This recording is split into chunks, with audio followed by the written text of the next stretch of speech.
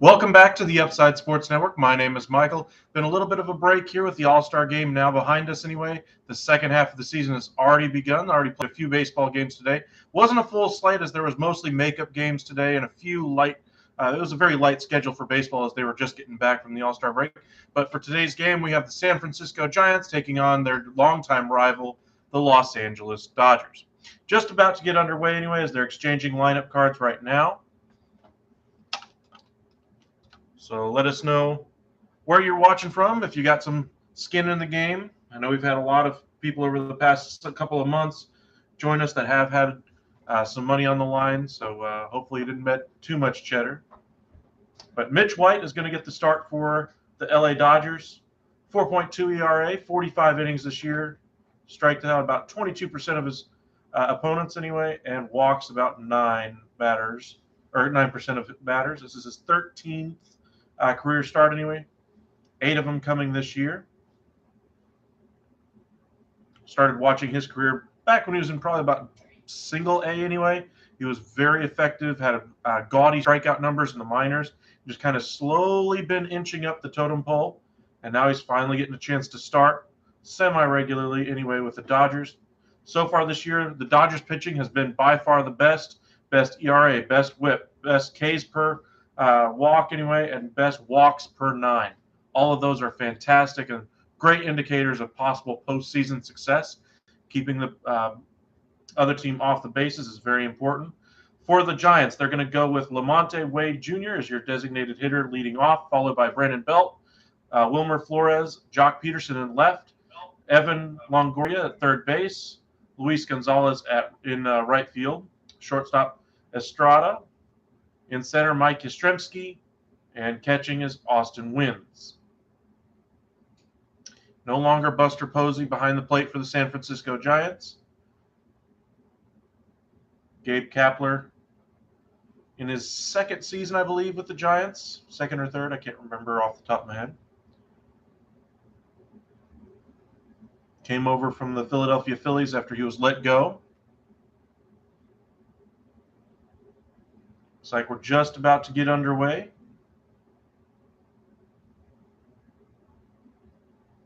And here we go. Mitch White toes the rubber, the set, and the pitch. Just a little outside. 93-mile-an-hour fastball misses the zone. Giants are 5 games above 500. However, they are 12 and a half games back in the NL West.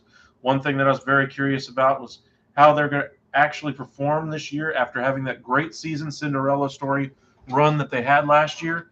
I just didn't buy that they were going to be repeaters as far as that level of success, and I was correct. I mean, they're still a good team. They got some good pieces, especially on that pitching staff. Logan Webb stepped forward last year. But the Dodgers are still the class of the division. Padres in second, and that's without Fernando Tatis. Just imagine how much better they're going to be in the second half of the year with the return of Fernando Tatis. 2-1 now. And the pitch. In the dirt, but did he go around? No, and it's going to go to 3-1.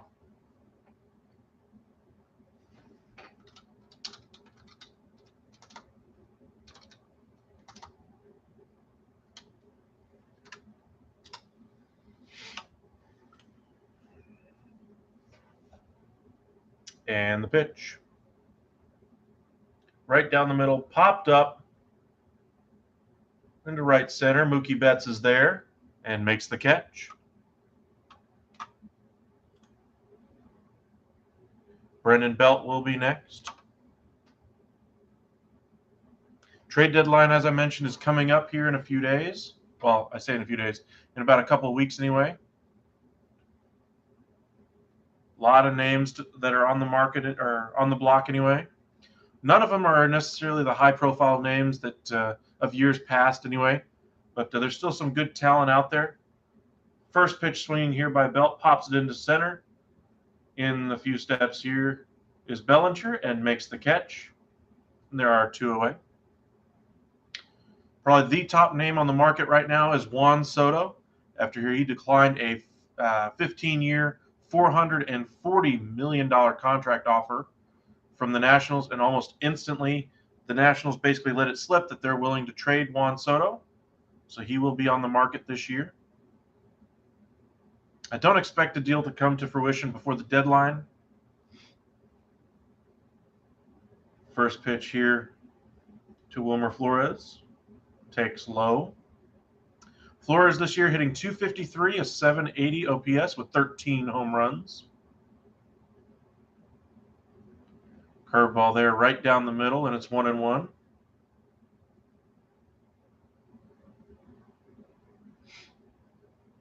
Appreciate you guys joining us on a Thursday evening. Our first live stream of the second half of the season.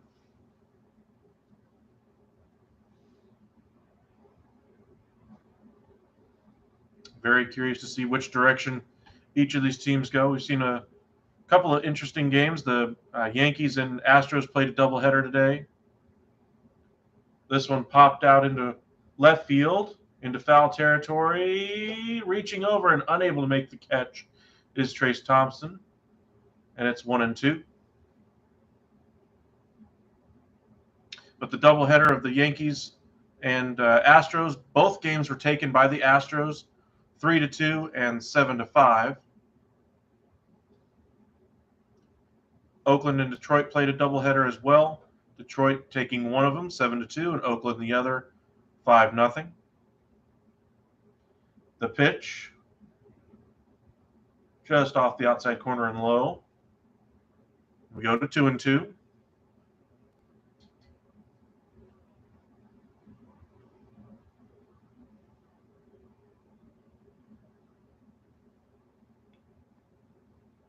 This one hit hard right at Trey Turner. Flips on to first. Freeman makes a nice stretch up in the air and catches it. And the side is retired. 1-2-3. Good pitching there by Mitch White. And to the bottom half of the first we go. For the Dodgers, they'll have Mookie Betts in right, Trey Turner at short, Freddie Freeman at first base. In the four-hole, they'll have their catcher, Will Smith. Justin Turner is the designated hitter today. Hanser Alberto is getting the start today at second. Max Muncy at third base. Trayce Thompson in left, and Cody Bellinger in center. Cody Bellinger having a very down year yet again. Muncy as well. He's only hitting $160. Hanser Alberto, you may not have heard of him before, but he was once a farmhand of the Texas Rangers. Got a little bit of run with them, but his real rise came with the Baltimore Orioles as they kind of picked him up off the scrap heap. He was long considered one of the best minor league infielders anyway, defensively. Just never really had a chance to play every day in the majors to lift the bat, play up. But when he was with the Baltimore Orioles and playing every day, he was a 300 hitter, 320 at some points anyway. This year, though, in sparse playing time with the Dodgers, only hitting .227. More playing time you get, the better those numbers seem to be. Less playing time, the more adverse of the effects. You can kind of see why the defensive glove might help the Dodgers in the long run, but the bat maybe not so much. Looks like we're just about to get out of commercial break here in a moment. The other game on the schedule was the Rangers versus Marlins anyway. That was a makeup game after the lockout kind of threw things off of the schedule to start the season. The Rangers absolutely hammered the Marlins 8-0. Marlins, I think, haven't scored a run in almost like 32, 35 innings, something like that. They're on a terrible offensive streak right now. A number of Rangers hitters busted out of their slump today in that victory after they just got swept 4 straight games by the Mariners. On the hill tonight for the Giants, it's going to be Carlos Rodon, their big free agent acquisition this offseason. 2.66 ERA in 105 innings, strikes out about 31% of opposing hitters. That's good for 5th in all of baseball. He has been fantastic. We wondered if he could repeat the numbers that he had with the White Sox last year. So far, so good. That's why he kind of bet on himself with a 2-year deal here with the Giants. Of course, health has always been a concern with him. First pitch here to Betts, and that's hit hard, but right to left fielder Jock Peterson, the former Dodger. Peterson certainly looks a lot thicker than his days with the Dodgers anyway. If you remember correctly, he came up as a center field prospect. Those days are, of course, behind him now, but he's more of a slug bat now. Trey Turner due up next. A couple articles came out today that he's actually that he has an eye going back to the East Coast. I'll believe it when I see it, but it's very interesting what the Dodgers are going to do. I mean, they made the trade for Manny Machado a couple of years back. They made the trade for Trey Turner. They had Corey Seager. You thought they might have kept Corey Seager, but they just, I guess, just weren't willing or weren't able to convince Corey Seager to take their money as opposed to the Ranger money. Of course, maybe the Dodgers said, hey, we got Trey Turner in-house. Do we really need to go that high? Maybe that was part of the argument. Of course, the shortstop class this offseason is going to be fantastic. So all is not lost for you Dodger fans if Trey Turner does indeed have an eye for going back to the East Coast. We know the Phillies are going to have a spot open at shortstop. Maybe he goes back to the NL East. 1-2 pitch here by Rodon. Swing and a miss. Fastball powered by him at 96, and Trey Turner is down on strikes. 2 away, Freddie Freeman hitting .321 with a .927 OPS and 13 home runs. I think he's hitting something like 700 right now over the last week or so of games. He's been fantastic. Highest strikeout rate in the majors. Corbin Burns at 34%, Max Scherzer 34%, Garrett Cole 33%, and right there is Carlos Rodon at 33%. First pitch here, Freeman fouls it down the third base line, foul into the seats. Quick inning so far for Rodon.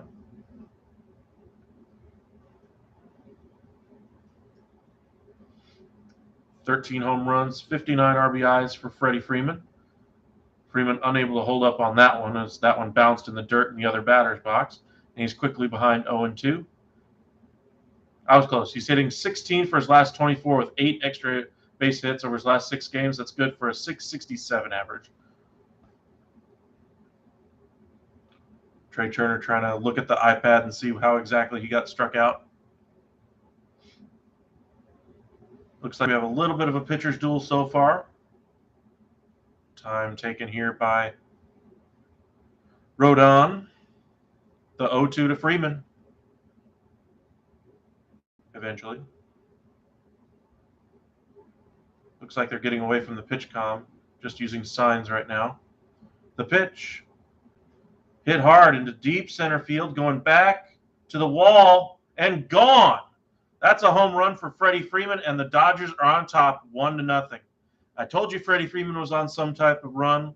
There it continues. That's his 14th of the year. That's his 60th RBI. Gives the Dodgers an early 1-0 lead. 107 miles an hour off the bat and a 4.0, traveled about 407. Cleared that center field wall. Great piece of hitting there. Lefty on lefty. Did not phase Freddie Freeman there. Whew. Got to wonder if it's just smart to even pitch to him at this point. 17 for his last 25. Yikes.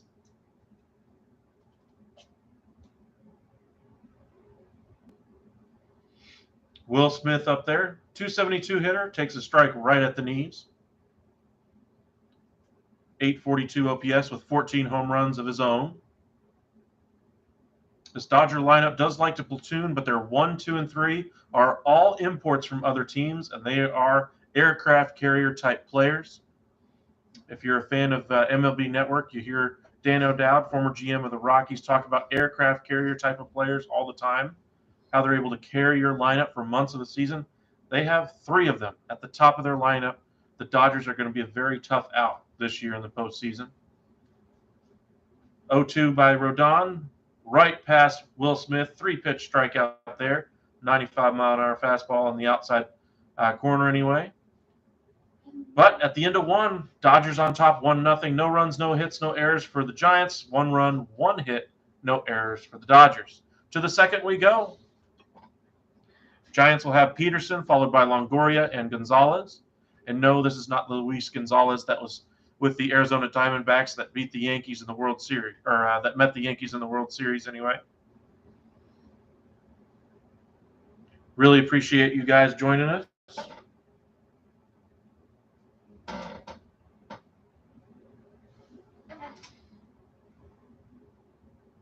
Let us know where you're watching from. Hit that like button. If you haven't subscribed already, please do so. Really means a lot to us whenever we see you guys join. Gained a lot of subscribers over the past 15, 20 days. Anyway, I think we're up to we've gained about 80 different subscribers. So if you haven't hit that button already, please do so. Took a little bit of a break over the All-Star break anyway, but we'll be back at it. We're going to try to do a bunch of live streams this week. We're going to do one tomorrow as well. We're going to try to do at least a doubleheader on Saturday as well. Sunday, we're going to try to do a doubleheader and then do another live as well. That way you guys can send us any questions you have about what's going on as we gear up for NFL training camp about to get underway. Rookies, I think, just reported to a few of the different camps anyway. Quarterback battles are about to get underway as well. Do the Panthers really go with Baker Mayfield, or are they really going to have a quarterback competition between him and Sam Darnold? Are the Packers even close to the team they were last year after losing Devontae Smith?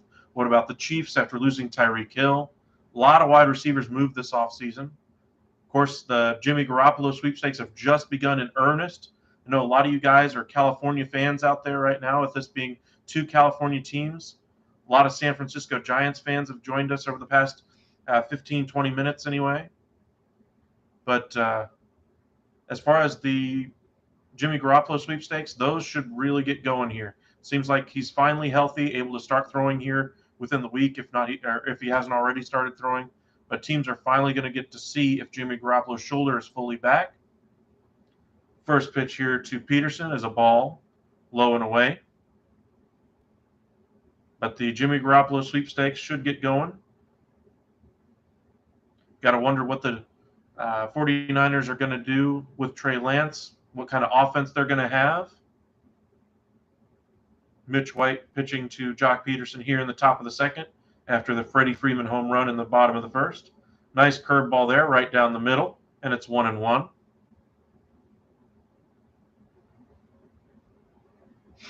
Peterson hitting .252 on the year, did play in the All-Star game, has an .848 OPS with 17 home runs coming over from the Braves. That pitch at the top of the zone, fouled back, and it's 1-2. Jock Peterson has the rare chance to go ahead and win 3 straight World Series with 3 different teams. I don't think that feat has ever been done by any player ever, but for Jock Peterson, goes to the Dodgers, goes to the Braves, and now the Giants. So we'll see if the Giants can actually continue their middling start anyway to the season anyway, and get on a hot streak like they were last year, where they won 105 games. 2-2 now, as Peterson is able to lay off that pitch. Longoria on deck anyway. If you guys are just joining us, make sure you say hello, join us. Make sure you hit that subscribe button and like. Hard hit ball there, right down the right field line. Is that a fair ball?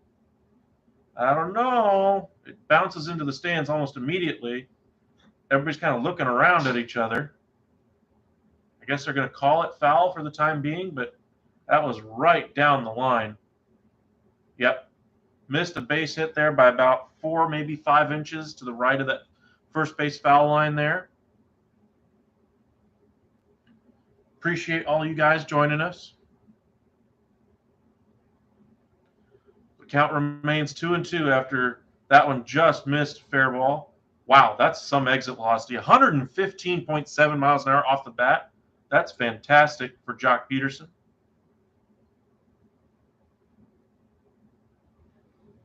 The set by White and the pitch. Fought off there by Peterson. We'll do it again. But as I was mentioning, Jimmy Garoppolo is going to be traded by the 49ers. I agree with if you all listen to radio anyway on your way to work or from work, I listen to Colin Cowherd and have for 15, 20 years. I mean, he's been on the radio pretty much every day, I don't know, since I was a child anyway. But he had the point of, if Jimmy Garoppolo is in the room when Trey Lance is still, you're trying to give Trey Lance the opportunity to be quarterback, can you really make him be the guy? That curveball bounced in the dirt, and it's 3-2. The set by White, and the pitch. Curveball pops straight up in the air, out behind second base. Muncy is there in the overshift and makes the catch. And there is one away. White up to 19 pitches now on the day. Longoria will be next. White lowering his ERA to 4.08.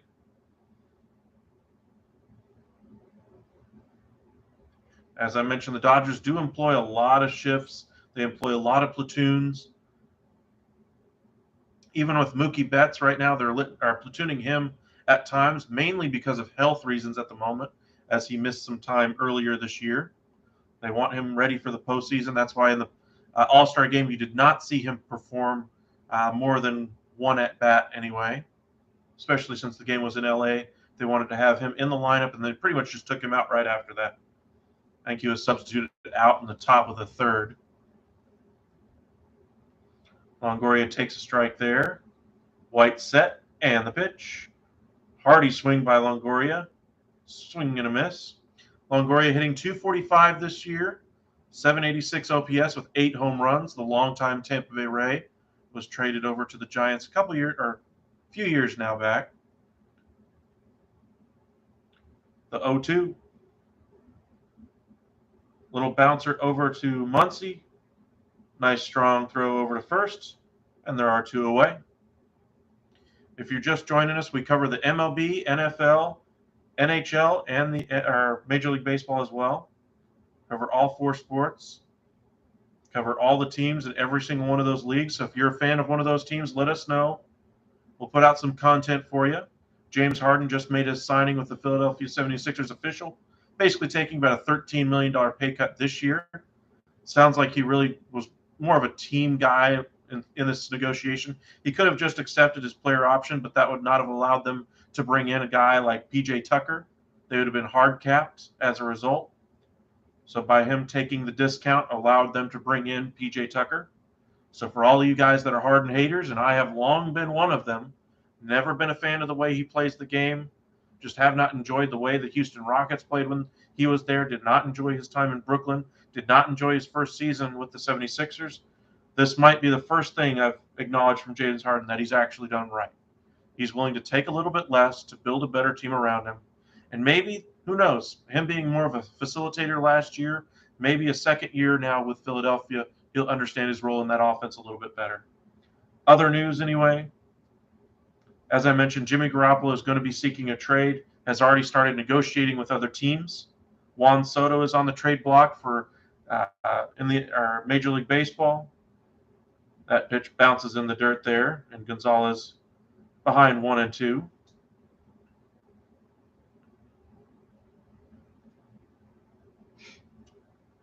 Shohei Ohtani, I've got to wonder if he's going to be on the trade block at some point this trade deadline season. I think it's still a little too soon not too soon. It might be too soon for a trade to come together for him, but I think it's possible, especially given how talented he is. A team just goes ahead and forks over the entire vault for him. Seems like the Juan Soto saga just never ends. It seems like they're wanting to offload the contract of Patrick Corbin and take a couple of major leaguers and your top prospects and a grab bag of all your other minor leaguers that you have as well. And you still have to pay Juan Soto on top of that.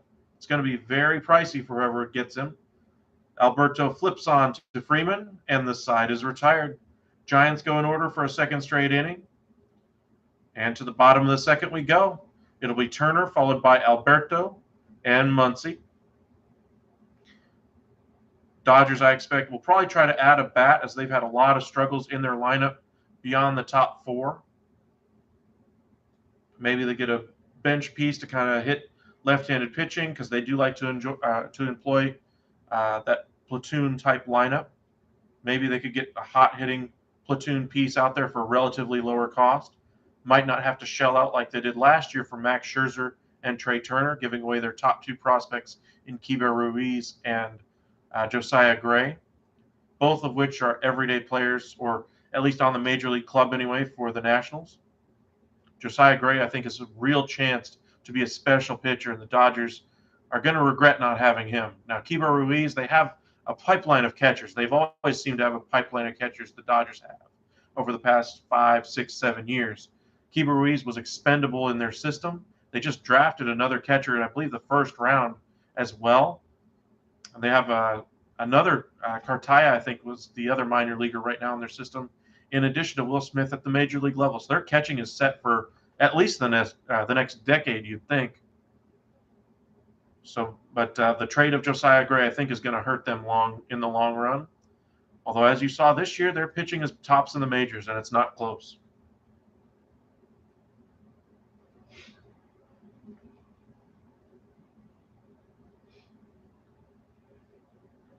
Dodgers in front right now as we go to the bottom of the second, 1-0 on the strength of that Freddie Freeman home run. Mitch White on the mound today for the Dodgers. Rodon on the mound for the Giants. Only 6 games on the docket today. 4 of those were part of doubleheaders, makeup games, that kind of thing.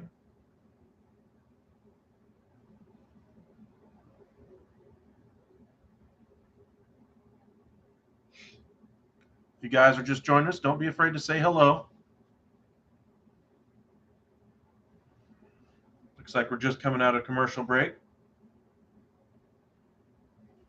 Sunday Night Baseball we'll be doing again. We try to do the early game of the day anyway, and then we try to do the Sunday Night Baseball game. This Sunday it will be Padres versus Mets. Mets started off the year like gangbusters while the Braves were kind of floundering. Ronald Acuna is back, so kind of keep that in mind as the two teams kind of fight it out for the division.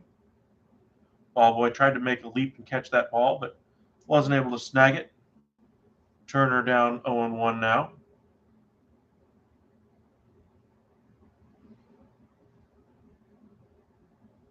Turner on the year, .252 batting average, 8 home runs, 51 RBIs, and a .728 OPS. That pitch bounces well in front of the dirt, even hits the grass, I believe, before it gets to the plate, and it's 1-1.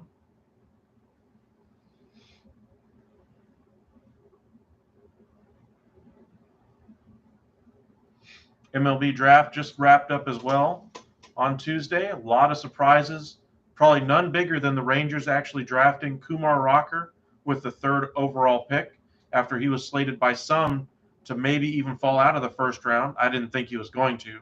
I thought maybe he'd go around pick 20, 25. But Kumar Rocker, who was on the Rangers, top of the Rangers board last year, apparently that was serious. That wasn't just lip service to it. He was still at the top of their board this year, and they get him. And not just him though. The way the draft board fell for the Rangers, they were able to negotiate a contract with Brock Porter, the top high school arm in the draft, and were able to snag him in round 4. They gave him just under $4 million as a 4th-round pick, by far the highest amount ever given to a player that was drafted that late. Swing and a miss there. This catcher flips it on to first to complete the strikeout. 1 away here in the bottom of the second. 3rd strikeout of the day so far for Rodon. As we mentioned, he strikes out about 33% of all batters. So don't expect that ball to be in play quite a bit today. Hanser Alberto will be next, hitting .227, 600 OPS. Does have a couple home runs on the year. Biggest pitcher on the market right now would seem to be Luis Castillo of the Reds. A lot of other pitchers that could be moved, but he's probably the most likely at this point. It's still going to take quite a bit as the Reds are still have the Field of Dreams game to play for later this year. They want something for their fans to cheer for as the season winds down. Tyler Mahle, another starter for the Reds, is expected to be traded at some point. Alberto is ahead now 2-0 as Rodon is unable to find the zone. The lefty set and the pitch. A nice hearty swing there by Alberto, unable to find gold on that one. And it goes to 2-1.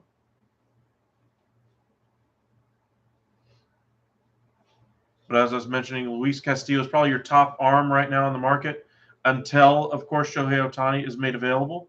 Nice hard hit ball into the left center field gap. And nice job by Peterson, able to cut that ball off and keep him to a single. If that ball gets by him, it's at least a double. And based on the route Peterson took, he might have gotten a triple out of it. Nice piece of fielding there by Peterson. Still has a little bit of speed out there in left.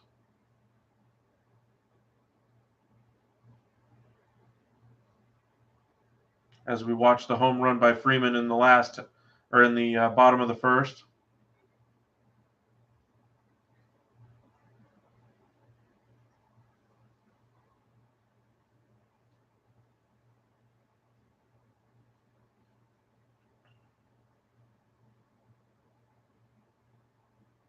First pitch swinging here, popped up into left center, ranging over is Yastrzemski and makes the catch. Muncy is retired on one pitch. That was the first home run in the last 49 innings for Carlos Rodon. That was the longest streak that was just snapped in Major League Baseball.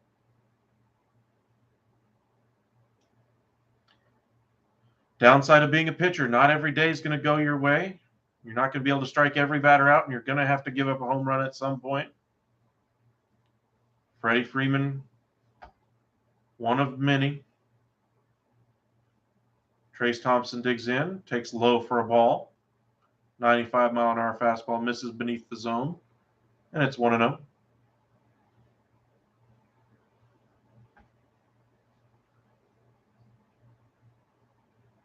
The set by Thompson.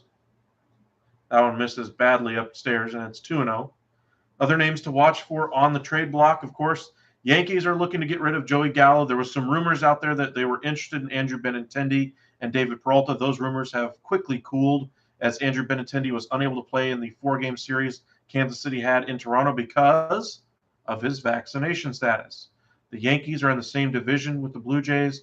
As playoff game or as the season winds down, they're going to want somebody to be able to be available for those games in Toronto. And should they go to a playoff series, they want that player to also be there in the postseason. Benintendi, because of his vaccination status and the way the Canadian government is handling it, whether you agree with it or not, does not matter. He is not eligible to play in those games. So that's why the Yankees, the Red Sox who both initially expressed interest in Benintendi, have pulled themselves from his sweepstakes. Other teams that have at least checked in on him, the Dodgers have checked in on him, but the prospect haul that's expected for Benintendi is expected to be at least one good prospect. Nice hard hit ball down the left field line. Fair. Alberto's probably going to score here. Will they hold him? No, it's going to be close. And the ball goes all the way to the backstop. Thompson may even end up at third. Let's see. Yep, he does. He was on his horse. Dodgers are now up 2-0. The overshift was on. And there was nobody out there in that side of the field anyway, as that ball just slowly rolled all the way to the wall. I don't know why Jock Peterson was playing so far over towards center. Maybe they thought he's more of a center type or doesn't pull the ball type of hitter, but that's a little bit of a mistake in my opinion. Because they didn't have Peterson over a little bit further along that line, it allowed Alberto to score easily. Now, don't get me wrong, the throw by Estrada was a difficult one. Looks like it actually hits Alberto as it comes in to home, but it wasn't like he was outside of the base path trying to knock the ball away or something like that. Just a great piece of running there by Alberto. I think just poor strategy employed by Kapler and the Giants there. Bellinger digs in, takes high ball one. Rodon looks a little pissed right now. Fired that ball with a little extra sauce on that one. Bellinger hitting .210 on the year, .647 OPS and 11 home runs, a long ways away from his MVP days. He's now 9 in the lineup. Tells you all you need to know. This was thought to be a bounce back year for Bellinger and just has not blossomed into that. It has not gone well for Cody Bellinger. The set by Rodon. That one misses upstairs, 96-mile-an-hour fastball. Looks like it might have been bobblehead night for Bellinger for the Dodgers. Get him while you can. I'm not sure how much longer he's going to be given this many at-bats in that lineup.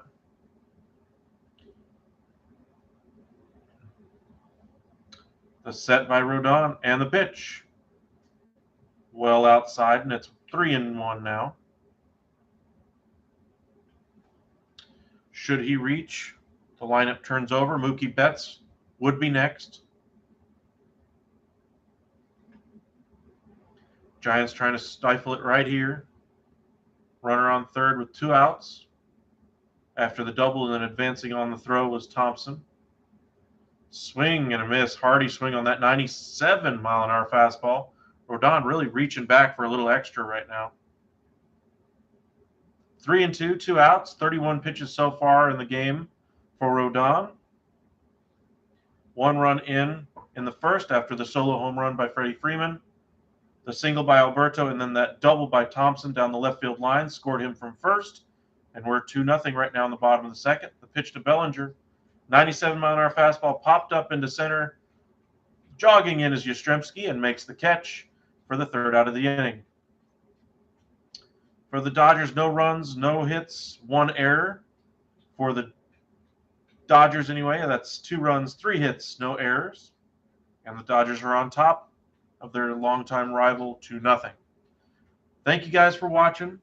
Appreciate you guys joining us. If you're just joining us for the first time, say hello. Don't be afraid. Promise we don't bite. But we'll be more than happy to give you any type of information. Send us any question you have, whether it's about the draft that we just had for Major League Baseball, whether it's about the trade deadline coming up, who you think your team should target, who you think they should avoid, what do you think the cost would be, all those kinds of things. Feel free to ask us those questions as the trade deadline is less than 3 weeks away, almost 2 weeks, I believe now. Deadline is the 2nd. We will be doing a live all day that day until probably about an hour, maybe 2 hours after the deadline, as a lot of those deals are finally reported 30 to 45 minutes after that, give you analysis of each trade as they happen.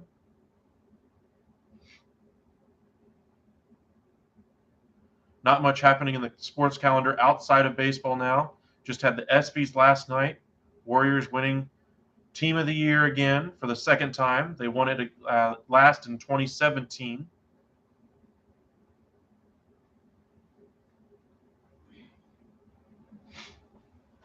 For the Giants here in the top of the 3rd, they will send Estrada, Yastrzemski, and Wins against Mitch White. As we mentioned, Jimmy Garropolo is finally going to be traded here soon. It sounds like real momentum building up. You got to wonder which team is really going to step out for a guy like Jimmy Garropolo. Hey, Braves fan, thanks for joining us. If this is your first time, hit that subscribe button. Follow us on Twitter at UpsideSN.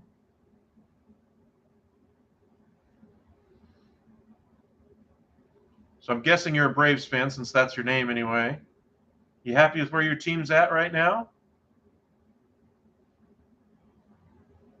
No Freddie Freeman, the addition of Matt Olson, the trade of Drew Waters anyway for the 35th pick. I'm trying to remember who they took. Was it Richie something anyway in the draft? I think they took at 35. Trying to replenish their prospect depth anyway. After Drew Waters was unable to get out of AAA, hitting .250 for a 3rd straight year at AAA. Strike one there to Estrada and another one right on the outside corner, and he's quickly behind 0-2. Mitch White filling up the strike zone today.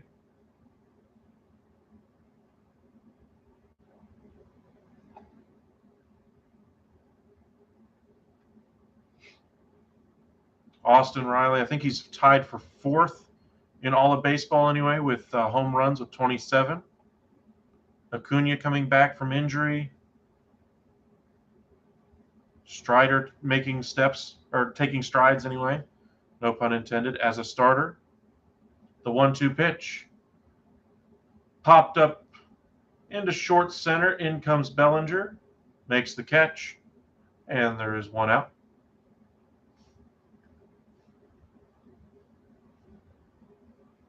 Just to kind of get it out of the way before we get the first hit of the game for the Giants, there is currently a perfect game watch for the Dodgers pitcher, Mike White. Oh, now watch. If he actually gets a perfect game, we can all say I called it.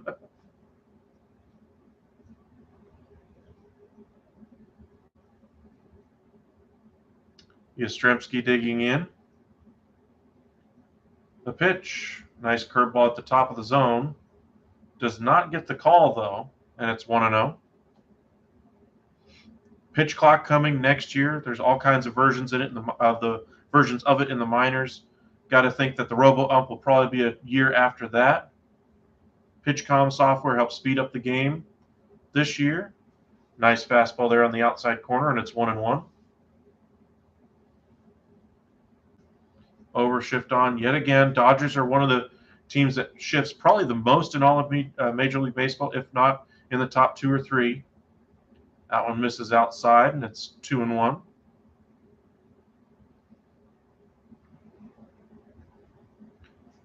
Other names to watch for on the trade market anyway. Not a whole lot of controllable pieces, except for maybe Juan Soto.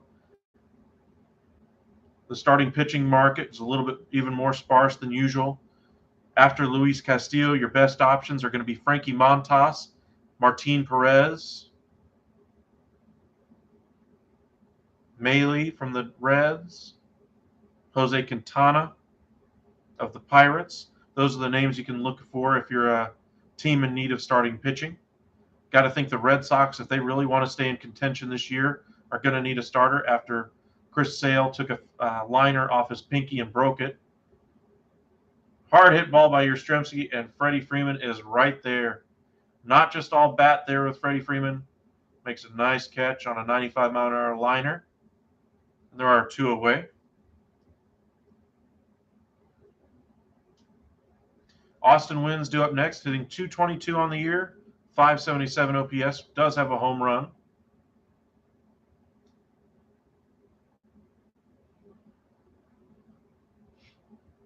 Really appreciate you guys. Thank you for the like. Appreciate it.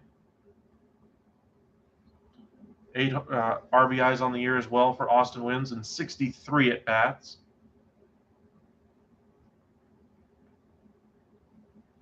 Joey Bart, of course, the regular catcher for the Giants. He's expected to be the future there after Buster Posey decided to retire at a younger age than usual. Can't really blame him. Catchers haven't had it tougher anyway over recent years. They're, as far as at the plate anyway, they just have not performed. Over the last 23 years, I think it's dropped, or the catcher's batting average has dropped over 40 points in that time frame. Tells you almost all the focus right now over the last, couple of decades anyway, has been on their receiving and framing skills. They haven't really developed the bat as much. Maybe we'll see a return of that now that people are starting to pay attention to it.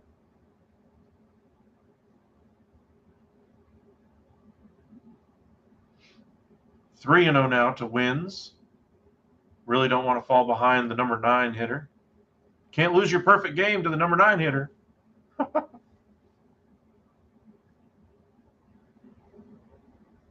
The set by White and the pitch. Wow, that was called a strike. That pitch missed the zone by a good 2 or 3 inches beneath the knee. And Major League Baseball has told umpires not to call that pitch a strike, even at the very bottom of the zone. That was well beneath it. No complaint, though, by Wins. This one, a fastball right down the middle. Grounded foul down the third base line, and it's 3-2. Nice piece of pitching here by White, even with the lucky call.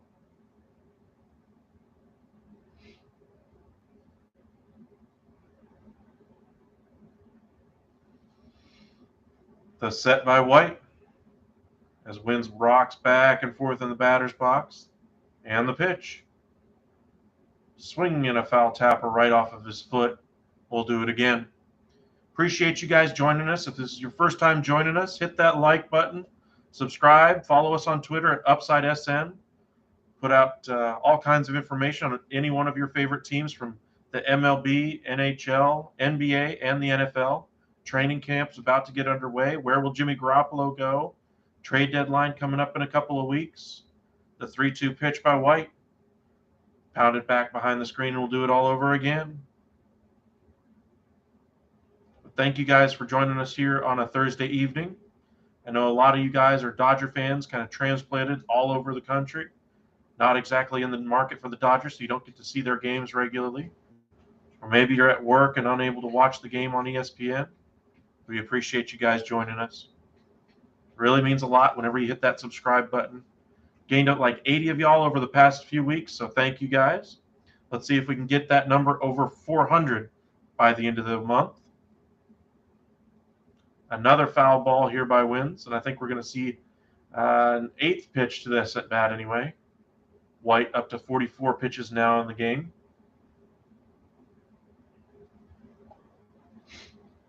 Dodgers pitching has been the best in baseball all year round. That pitch misses badly, and that's the first base runner of the game for the Giants. Perfect game bid is over. I guess it was all me. My jinx got him.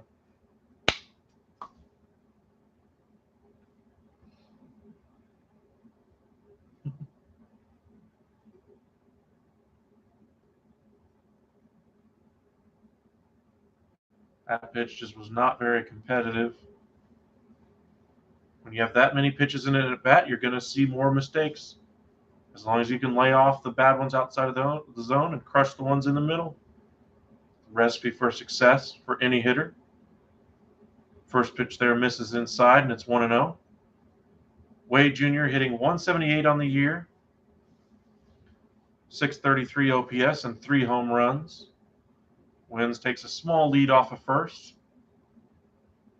The set by White and the pitch. Curveball finds the zone at the top, right at the outside corner, and it's 1-1. Mitch White has dropped his ERA now under 4 for the year, down to 3.97.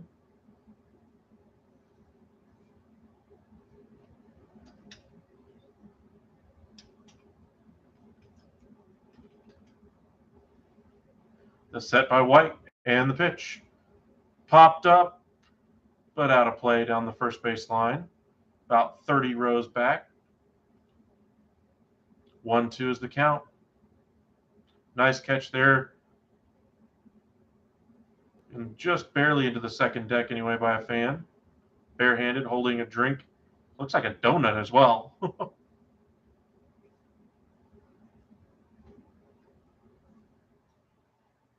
The set by White and the pitch. Just beneath the zone. And it's 2-2. If you guys are just joining us, let us know which team you're cheering for. Dodgers fans. Giants fans, don't be silent. Let us know which one you want to see win.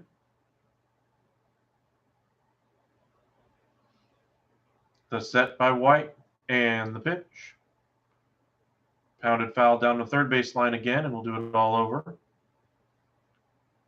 Giants hitters making White work so far this inning, up to 50 pitches now in the game. Has not given up a hit so far through 2 2/3. Has thrown 31 strikes to 19 balls. 23 of those pitches in this inning already. White looks over at Wins at first, who's got a nice lead now. The set by White and the pitch. Hammered again down the first base line into the screen. Remains 2-2. Good hard contact on that one. Was not fooled by that fastball up and in. Got his hands inside of it. Just wasn't able to keep it fair.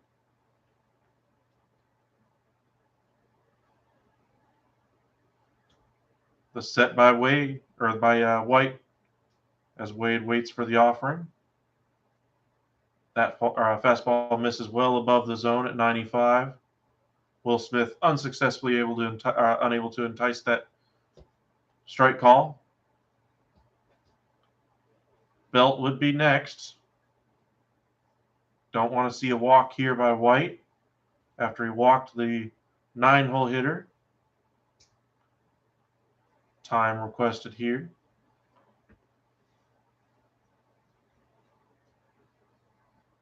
White looks in. The set. And the pitch. Wins is off, and that curveball misses again. Another uncompetitive pitch on that one, and we will have a mound visit here. Still has not given up a hit, but has walked the last two. Seems to be getting frustrated that he's unable to put away the hitter after getting ahead of both of the last two. If you're just joining us, make sure you hit that like and subscribe. Follow us on Twitter at UpsideSN. We'll post on Twitter every single video we do. That way, whenever you don't get a notification from YouTube, they only limit you to like 3 a day. You can check us out, the content that we're putting out on Twitter. Stay up to date with your favorite team. We'll put out some videos tomorrow anyway. While I'm at work, I'll schedule them for release for tomorrow. The DeAndre Ayton signing of the offer sheet and back to the Suns, how that's going to go, how the Suns are going to have to mend fences between Monty Williams, the coach of the year anyway, and DeAndre Ayton after how he was handled in that playoff series versus the Mavericks. The pitch here to Belt, fouled down the third base line and out of play.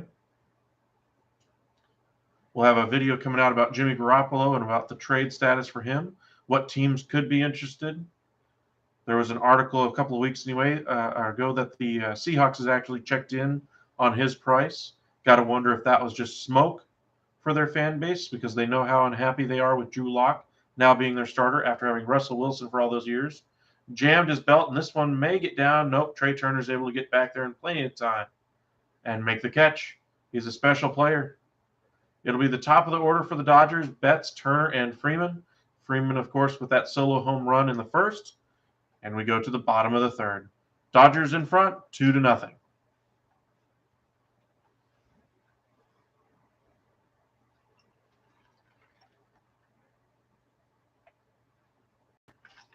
And yes, it's a Vikings Cup, I know.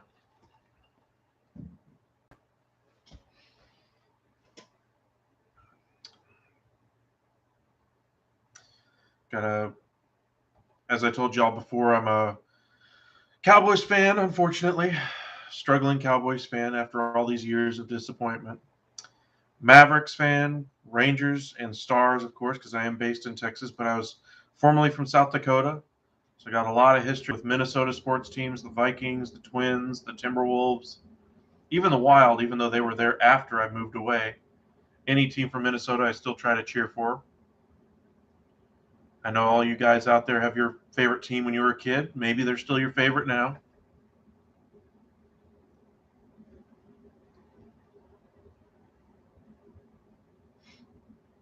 It was always fun trying to cheer for the Vikings and yet still being a Brett Favre fan back in the day. Conflict of interest, of course, you could say. Which team do you choose in that situation?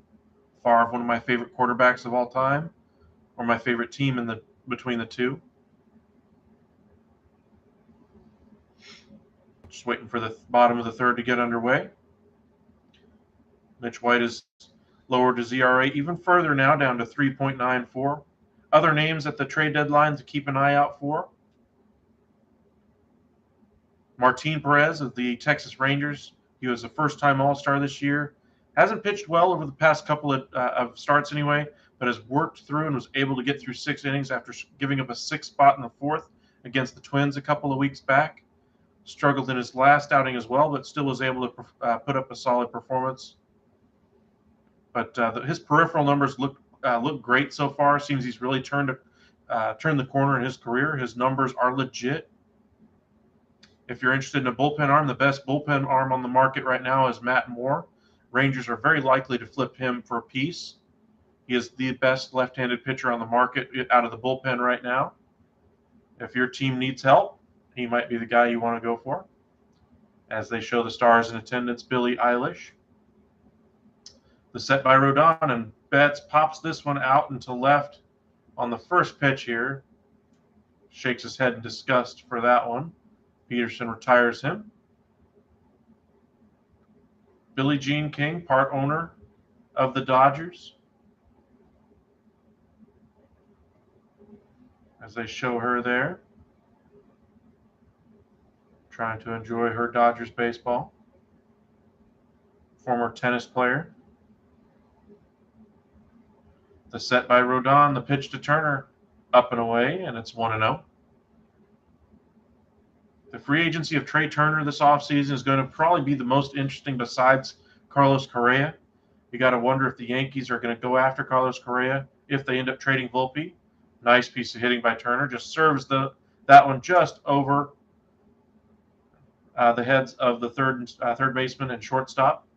Lands softly in there into left, and he's on with a one-out base hit for the hottest hitter in all of Major League Baseball, Freddie Freeman.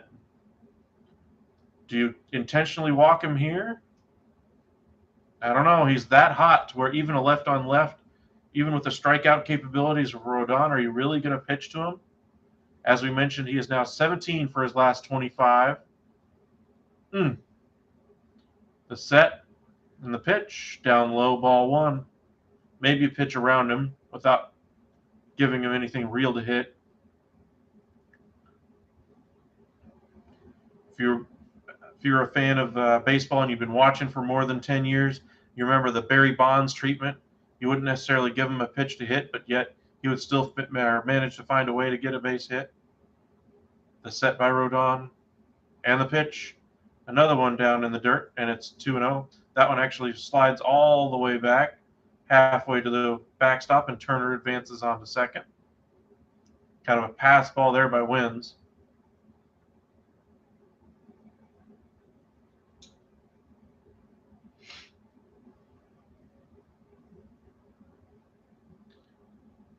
Five players in all of baseball with elite speed and power: Trey Turner, Julio Rodriguez, Jazz Chisholm, Mike Trout in that group there. Trey Turner will be a free agent. And I think he's 30 years old, so you got to wonder about maybe the length of contract. Speed always seems to go down with age, but he's so far been very healthy.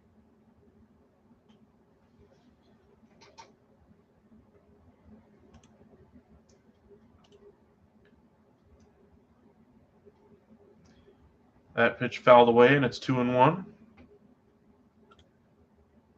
Trey Turner is 29. His birthday, he just turned 29 on the 30th of June. Next year will be his age 30 season. So maybe you could see a 9-year deal for Trey Turner with the abilities he has. That one lashed down the third baseline, foul. 2-2 now to Freeman. Carlos Correa, of course, signed that 3-year, $105 million deal with the Twins with player option after the first and second year of those deals, or of that deal anyway. He's expected to opt out and become a free agent, no matter how this season really goes for him. Rodon hops off the mound and bluffs a throw back to second. Trey Turner moves a little closer back to second, but not much. Base hit pretty much anywhere into the outfield will score Trey Turner.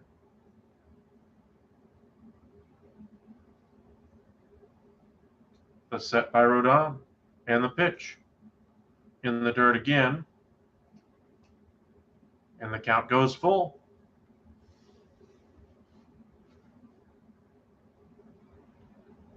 Note on Trey Turner: first Dodgers shortstop to start the All-Star game since 1980. Impressive. You think about the shortstops the Dodgers have had over the last 5 years. Anyway, Corey Seager, Machado they brought in. He didn't really play short, though. Trey Turner. Machado's now moved over to third with the Tatis advancement anyway in San Diego. San Diego is rumored to be in on Juan Soto along with both New York teams. The pitch well beneath the zone and bounces in there, and it's another walk. Barry Bonds treatment there for Freeman. And it will be Will Smith. Smith struck out in his last at bat to Rodon. 2 on, 1 out here in the bottom of the third. Dodgers on top already, 2-0. As these two rivals look to notch their latest victory in the win column of their respective team.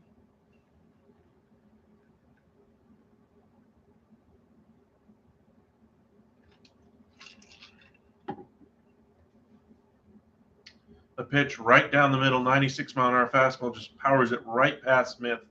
Says, here it is. I don't think you can hit it, and he can't. Just thinking about the Padres and Dodgers anyway, about how good of a team the Padres really could have.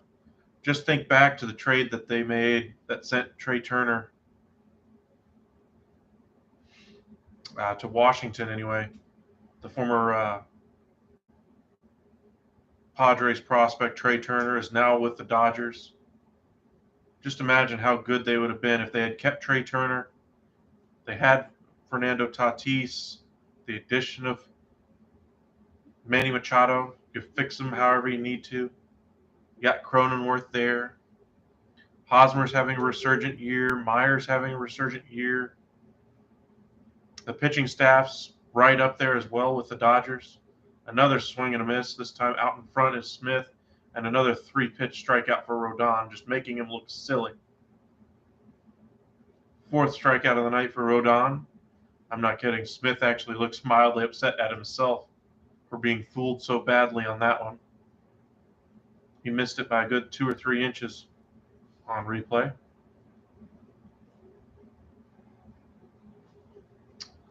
It'll be left to Justin Turner to do some damage here. 2 outs now here in the bottom of the 3rd. Turner hitting .252, 8 homers, 51 RBIs, and a .725 OPS. The set by Rodon and the pitch. Hit hard down the third base line, and it's 0-1. 86-mile-an-hour off-speed pitch beneath the zone. Justin Turner's career versus Rodon, 1 for 10 with 5 strikeouts. Most of that coming this year, of course, now that Rodon's in the NL West. Time requested by the catcher there.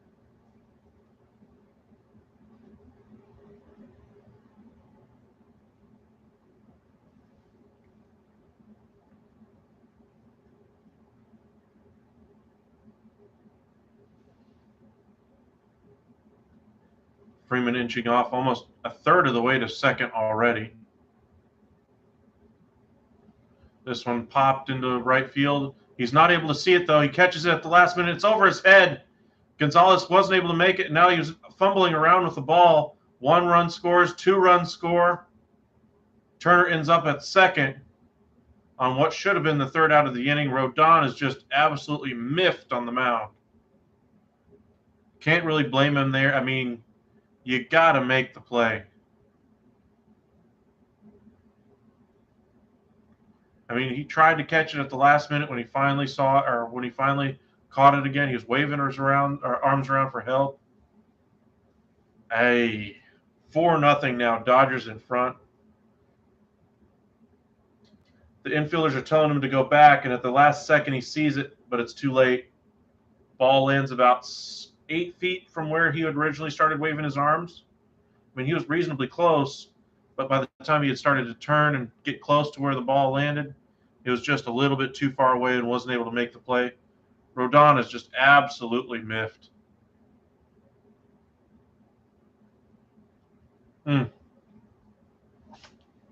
Ouch. That one hurts if you're a Giants fan. 4-0 now as the Dodgers have started to pull away here in the bottom of the 3rd. Alberto takes a strike at the top of the zone on the outside corner. It's 0-1. Alberto now up to .236, raised his batting average by 9 points with that hit back in the 2nd. Rodon up to 47, now 48 pitches as he powers that fastball by Alberto and is quickly ahead 0-2. Rodon is just looking daggers out into right field. He looks so angry. Giants defense this year, one of the worst defenses in all of Major League Baseball, minus 28 defensive runs saved, minus 29 outs above average. Alberto fouls that one off. Every single time Rodon catches the ball back from the home plate umpire or the catcher, he stares directly at Gonzalez, just drilling him with daggers. Woo!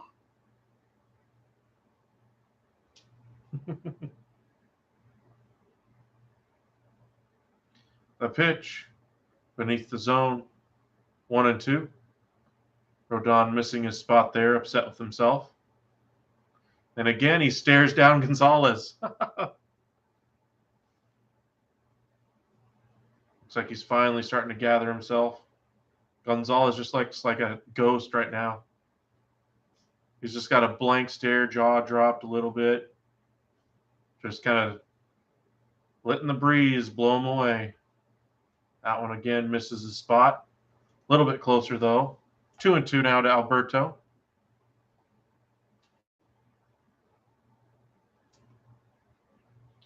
Rodon trying to get his head back into this at bat. Looks like he started to calm down now.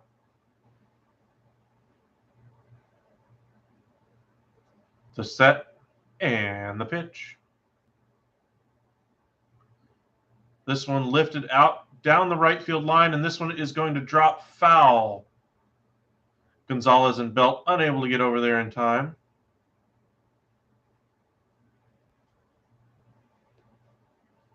Rodon's last 4 starts hasn't given up more than 1 earned run in his last 7 starts, except for once against Arizona. Has given up 4 here tonight so far. Got to wonder if the All-Star break had a little bit to do with that, the extra rest. A little bit of rust, out of your routine, away from the team. Alberto hammers this one into the left center field gap, and this one almost flagged down by Peterson off his glove, and it goes all the way to the wall, rattles around a little bit, flipped back in, and that's going to be a double there for Alberto. 5-0 now. You got to think there's going to be a mound visit here. Rodon kind of looking like, come on, can I not catch a break? Nice hard hit ball at the top of the zone.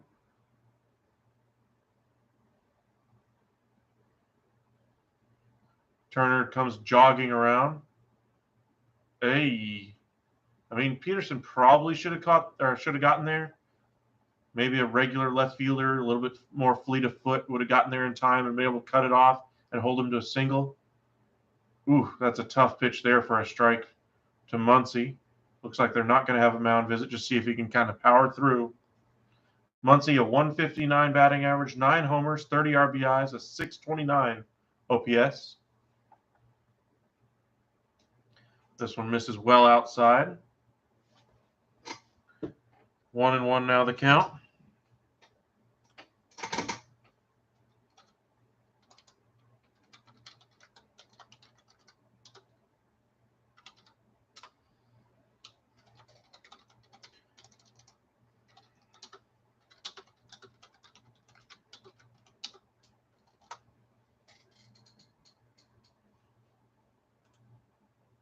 That one misses there, and it's 2-1.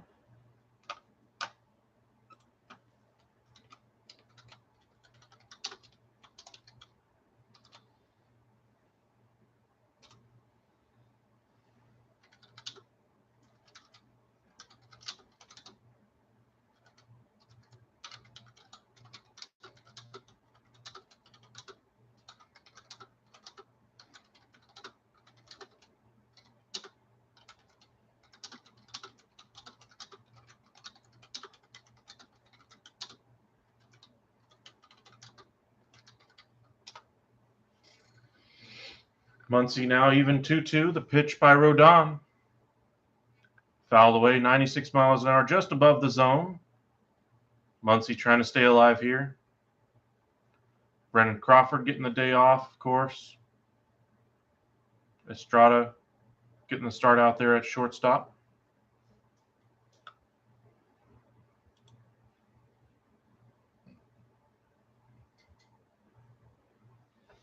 The set by Rodon.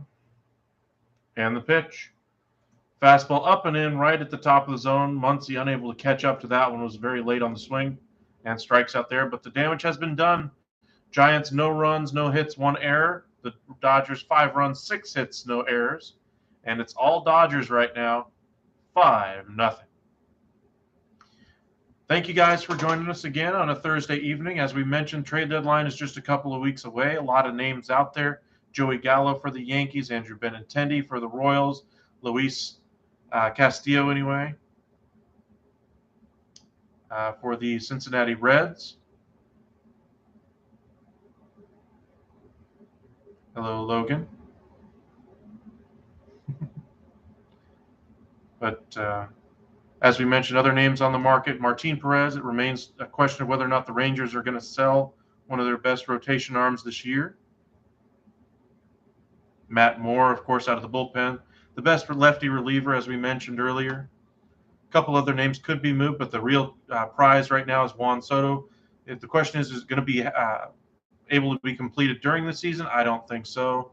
Too many pieces are going to have to move. They're going to have to work out the Corbin angle of it if they're going to include that money. You got luxury tax concerns, those kinds of things.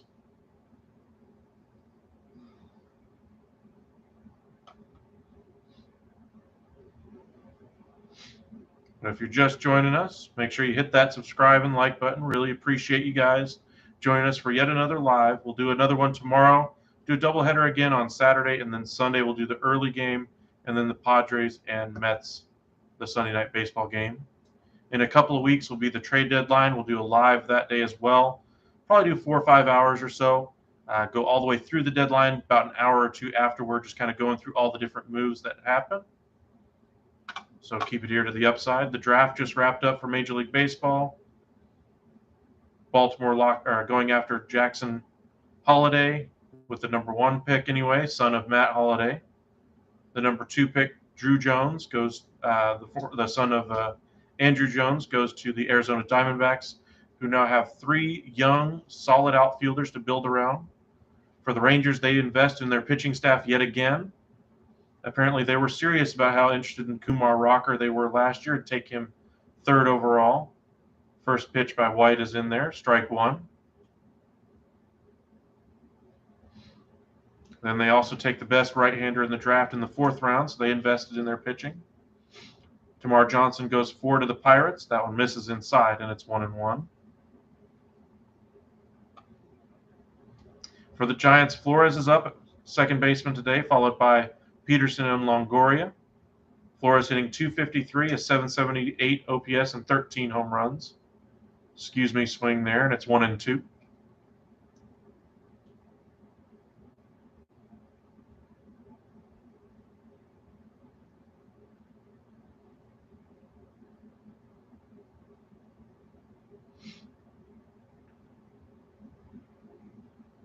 White set, and the pitch. Just off the outside corner.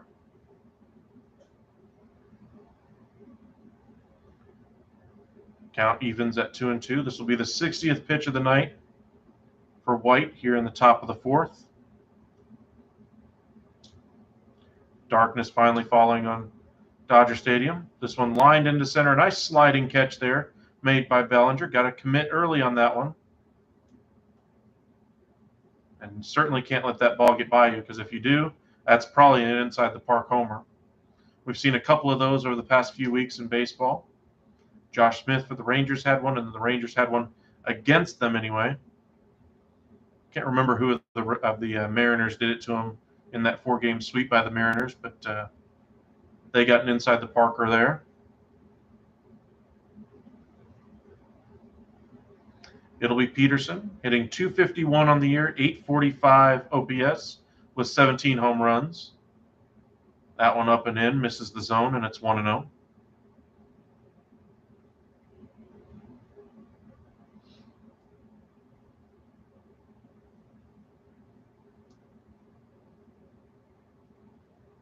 The set and the pitch. That one looked like it slipped out of his hand at the very last second, and it's 2-0.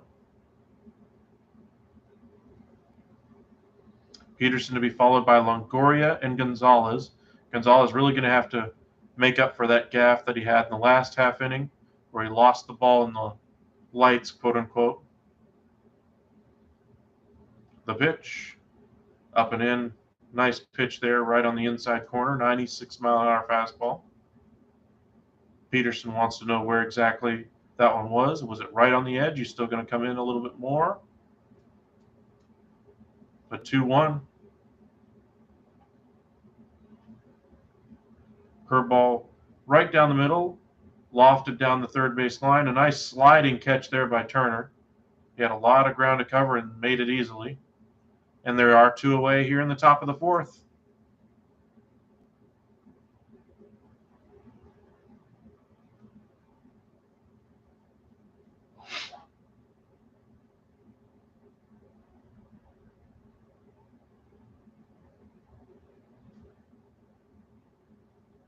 White very appreciative of the defensive effort. Rodon would like a half of that from his side anyway.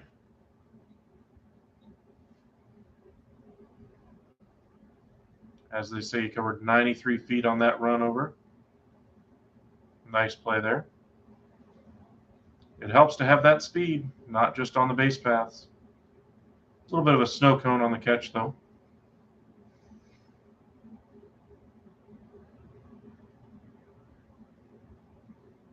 One and one now after that pitch is fouled away. Longoria trying to find some success here in the second half. Hitting .243 on the year, a .781 OPS, and 8 home runs. Thank you guys for joining us on a Thursday evening. Really appreciate it. We'll put out some videos tomorrow regarding the NFL and the NBA. A little bit of news over the past week. James Harden re-upping with the 76ers officially, finally. Jimmy Garropolo, now that his shoulder is healthy, is able to actually negotiate a little bit more with a solid base anyway than he had beforehand, as teams were questioning his medical availability. 2-1 here to Longoria. 2 outs here in the top of the fourth. The pitch off the end of the bat, lifted out and to the left. Few steps over, and Thompson makes the catch.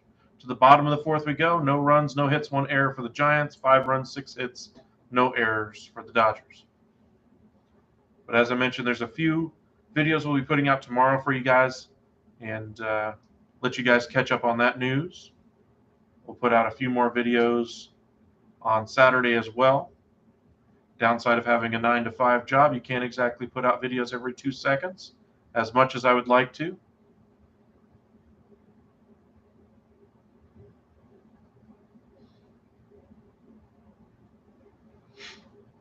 The more you guys that subscribe, like, join us, follow us on Twitter, etc., the more I can put out for you guys, the more effort I can put into it. And eventually, the more graphics I can put on even during these live streams. That's the one thing I really want to get, is to be able to do the live stream or the graphics down here during the game, kind of have the score maybe down here, who's up in the corner, that kind of thing. And just start there and kind of go from there. One other thing that we did at the beginning of the Upside Sports Network, we started with longer format videos, kind of what-if type of scenarios when Aaron Rodgers was being discussed as a trade candidate. Which team could he go to? Deshaun Watson, those kinds of things. Where do you think this quarterback would go? Where would Russell Wilson go? We'll get back into a little bit of that with the NFL season coming up. So make sure you hit that subscribe and follow us on Twitter as well. That way you'll be notified whenever those videos do come out.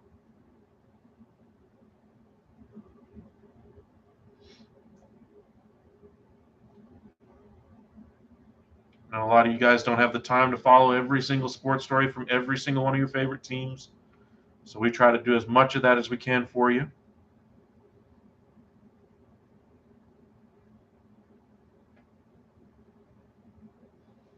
Other names to kind of keep an eye on around the deadline: first baseman Josh Bell from the Washington Nationals. He's being discussed. He's probably more likely to be moved than Juan Soto, just because the Juan Soto deal is going to be so massive. It's going to probably have to happen during the offseason. Right now, everybody's discussing the fact that the Nationals didn't actually fly Juan Soto to the All-Star game. A little bit of a non-story, in my opinion. I mean, sure, should they have? Of course. They tried to get him on the Atlanta Braves team flight. They said their flight was full. And not all teams actually fly their players anyway.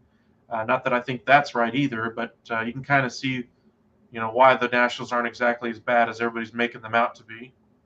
I mean, they are in the process of selling the team, so you can kind of understand why they're trying to pinch pennies.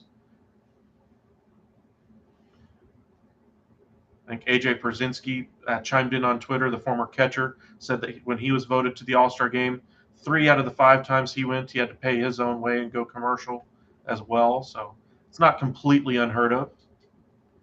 That one bounces in the dirt. 1-1 now, the count. Another one in the dirt. 2-1. Thompson hitting .232 on the year, brought over from the White Sox after Betts was injured. More of a platoon player now that Betts is back. .694 OPS with 2 home runs.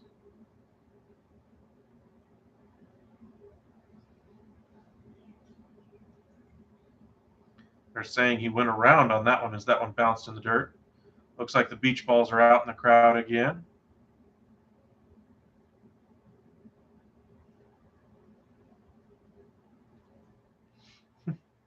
Somebody tried to spike it, hit somebody in the head with it. Rodon misses a spot, and it's 3-2. After Thompson, it'll be Bellinger, followed by Betts. Rodon up to 64 pitches after his defense did not help him out in the last half to get out of the inning. Fouled away there by Thompson. Still 3-2. Good at bat here by the number 8 hole hitter.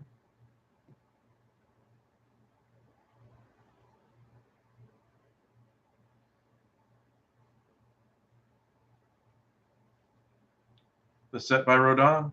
Nice off-speed pitch just off the inside corner. Thompson unable to lay off or draw or to make contact anyway. And that's Rodon's 6th strikeout of the night.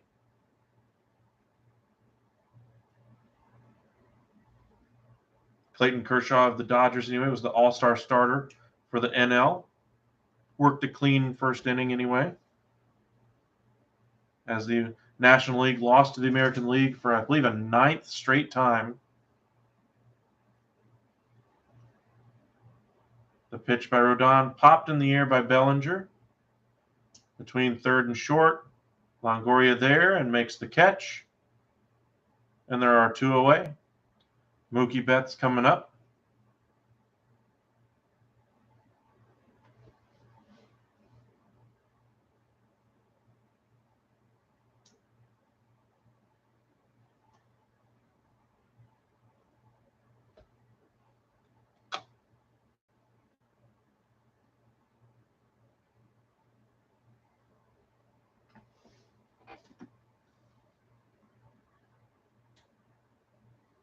Looks like the Rangers have actually put pen to paper for Brock Porter. Looks like his bonus was around $3.7 million. Well above his slot value.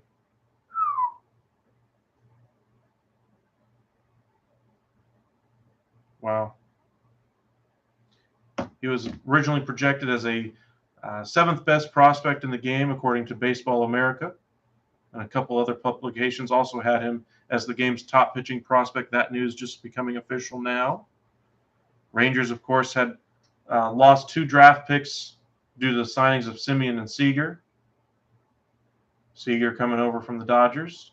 2-0 now to count to Mookie Betts, make it 3-0. Rodon starting to struggle with location now that he's up to 70 pitches on the night. Mookie Betts in his career versus Rodon, 1 for 19. Not much success at all. 4 strikeouts.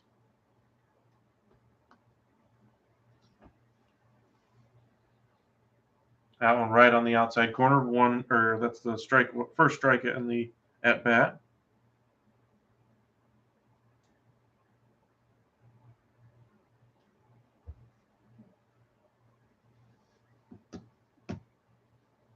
Ooh, that's a tough call there. Looked a little bit high and outside, honestly. It's 3-2.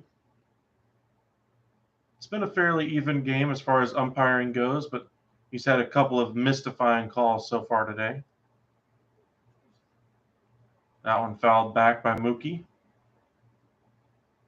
Remains 3-2.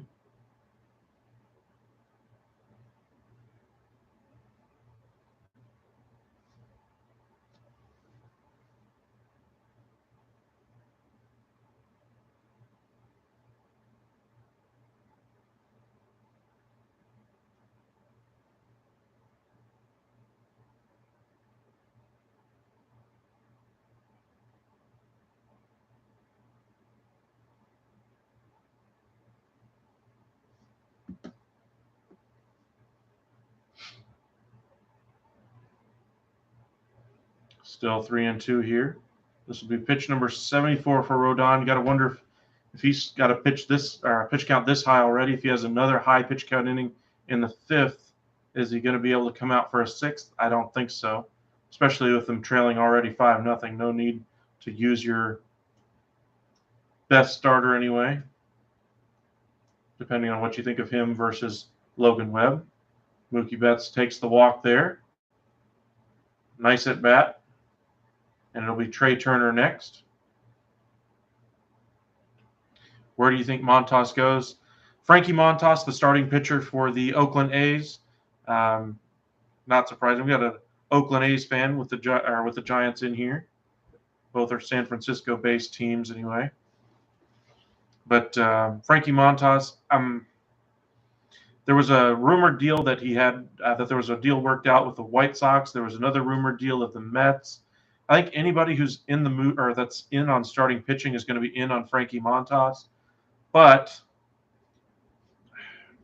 I'm really not sure. Like, if I had to pick a favorite right now, I'd probably go White Sox, just because I think they could use the pitching most.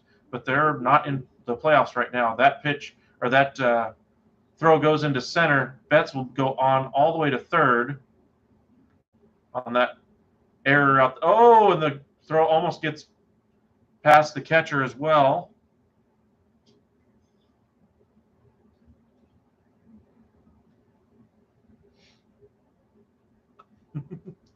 Okay, Logan.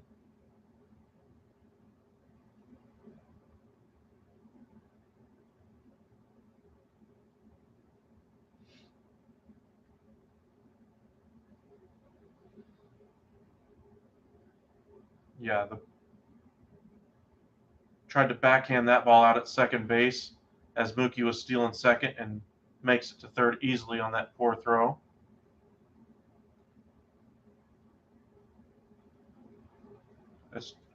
Estrada, who was supposed to be backing it up as well, didn't make the play, and the ball went all the way out to Yastrzemski in center.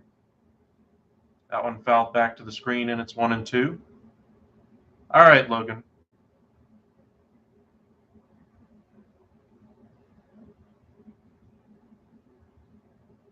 Another foul ball there, and it's still 1-2.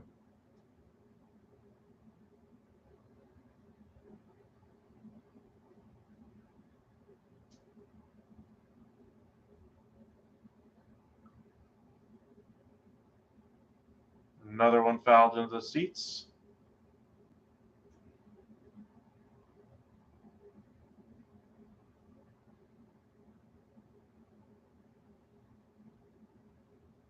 Rodon trying to work in his off speed a little bit. Trying to slow down that bat. Another off speed pitch fouled away. Turner just getting a piece of that on the outside corner.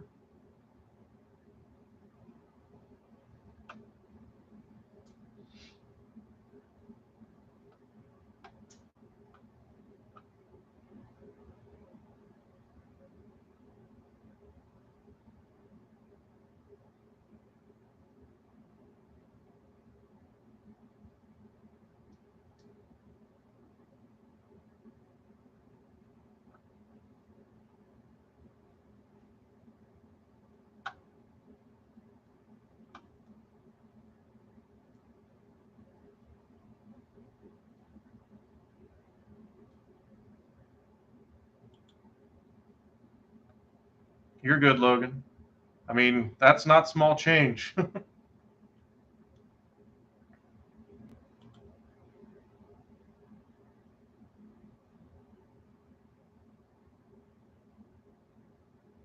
But I mean, they do have like possibly one of the worst league defenses right now. I mean, one of the worst defenses in the league. Sorry, but I mean, I didn't think the Giants were very good this year. I told y'all that in the very beginning. Nice pitch there by Rodon, and Turner goes down on strikes. No runs, no hits, 2 errors for the Giants. 5 runs, 6 hits, no errors for the Dodgers. And there's your 7th strikeout. That cheer you up a little bit, Logan?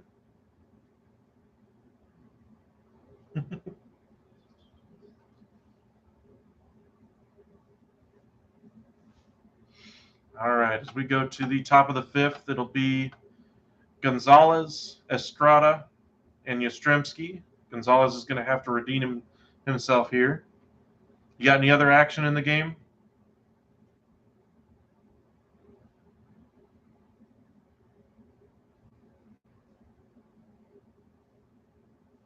You doing the live betting, or are you just kind of going, or did you place them all before? I did some of the live betting a while back, but yeah. I mean,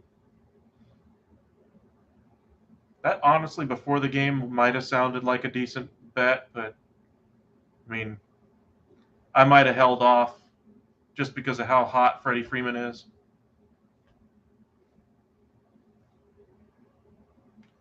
That and, I mean, it's the Giants. The Dodgers own them, at least this year.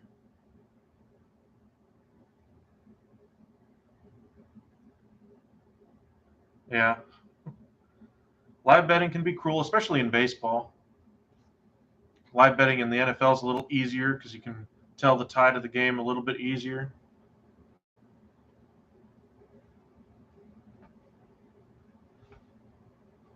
Baseball, it's always a complete crapshoot. I mean, there's a reason there's 162 games. I mean, the Pittsburgh Pirates in any world should never beat the LA Dodgers, but I mean, that's not the world we live in. There's going to be days where the Pittsburgh Pirates are going to beat the LA Dodgers.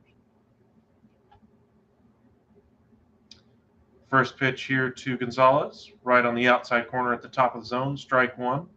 Mitch White out for his fifth inning of work, has dropped that ERA down to 3.86. He's pitched very well. Does not have a strikeout so far, though. I don't know if there's a prop on him getting a strikeout in this game. Got to think one of them's coming pretty soon, especially with the bottom half of the lineup due up. The set, little tapper down the first base line, foul. 0-2. Donations. I haven't really set up anything like that, but that's one thing I'm going to be working on. I'm going to be starting a podcast as well.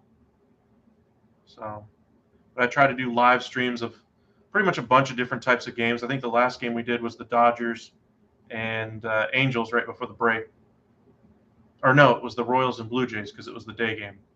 There's the first strikeout. It's almost like I called it. Oh, I don't have Venmo. But nah, man, you're good. I'm trying to get enough subscribers and stuff so I can do this for longevity. I mean, I appreciate the help and everything. Eventually, I'd like to set up something like that. Actually, I could probably do something like that. Zelle, Apple Pay, Cash App. I don't do Cash App. Apple Pay. Let me see.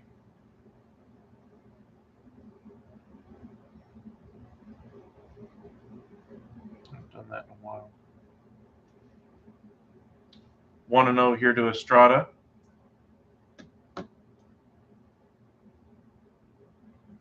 Hit high into the air. In a few steps is Betts. 2 away. Got to wonder if the Giants are even going to get a hit at this point.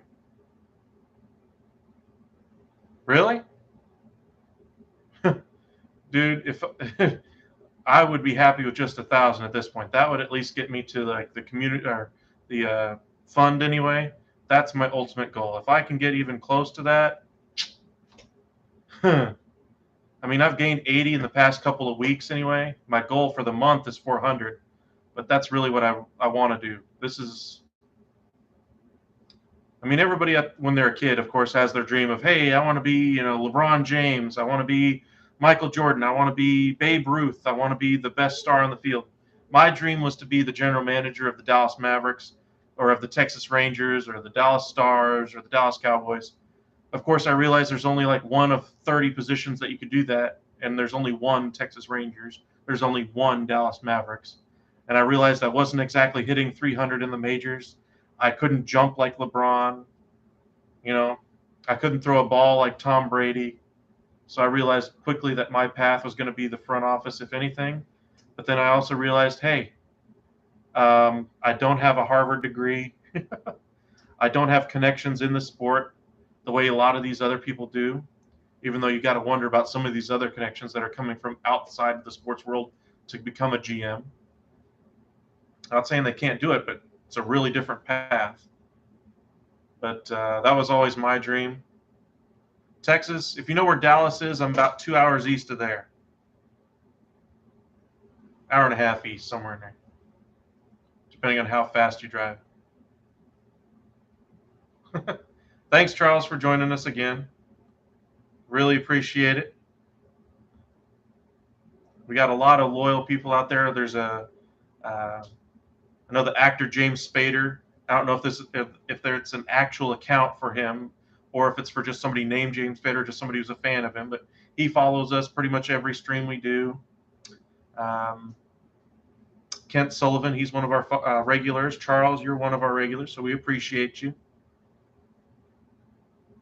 But my next path, of course, I never really considered doing the YouTube thing ever until a friend of mine, he does a tech YouTube anyway, Zachary Livingston anyway. He does like Apple reviews, unboxings, stuff like that. But that's what he does.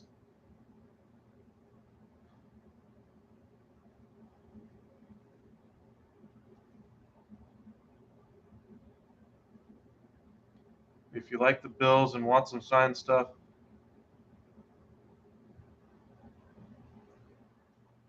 who did you have dinner with?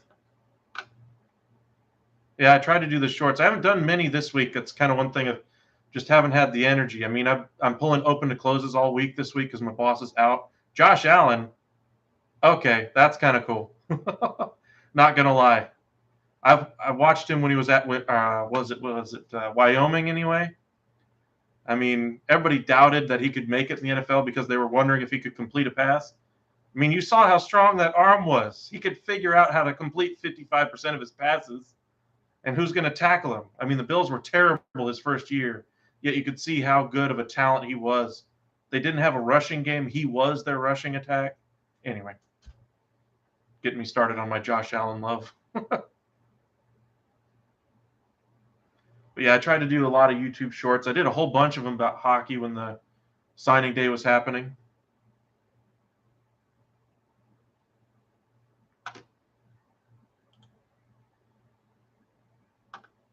Mitch White through 5 now. You got to wonder if he's the next good arm for the Dodgers.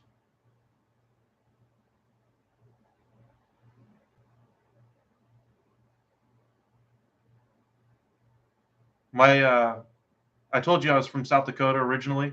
My cousin, Amanda, her husband, has been the biggest Bills fan, I don't know, since birth, I guess. And their son has quickly become a Bills fan. The fun part was when I was driving through the last time I was up there, it was that poor season that the Bills were having the first year Josh Allen was there. And the Bills were expected to absolutely be crushed by the Vikings. Of course, I was a Vikings fan cheering for the Vikings in that game. So as I was listening to the Vikings radio broadcast, just constantly dogged the Bills before the game. And just, oh my goodness, if you were a Bills fan and you were listening to the chat on the Viking side of the radio, there is not much better than that first pitch swinging there. One pitch, one away. Freeman flies out anyway to center. Looks like we might have a pitching change here for the Giants in the next half. Junior Marte, the righty, loosening for them in the bullpen. Something you might want to pay attention to if you're live betting the game, Logan.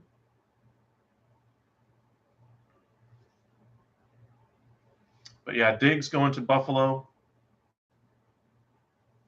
Always be a fan of him ever since he was with the Vikings. But if you had a chance to listen to that game on the Vikings side, just the absolute apoplectic, crushing defeat the Vikings got handed that day. Oh, for me, that was the day I knew Josh Allen was going to make it in the NFL. I don't know if he knows that, but that was a turning point in their season, in his career, in my opinion. People looked at him differently after that game. Really? That's some cheddar to put on it. I mean, it is Mitchell White. I don't know why he shortened it to Mitch, but okay. With that kind of payday, I don't know. Might have been worth it even for me. Of course, I don't make that kind of cheddar, but you know. Bounced in the dirt well in front of home plate. Rodon already up to 88 pitches. 2-2 the count now to Will Smith. 0 for 2 on the day.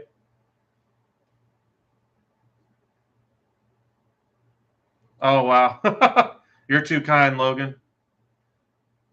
Well, I don't want to jinx it for you, so here we go.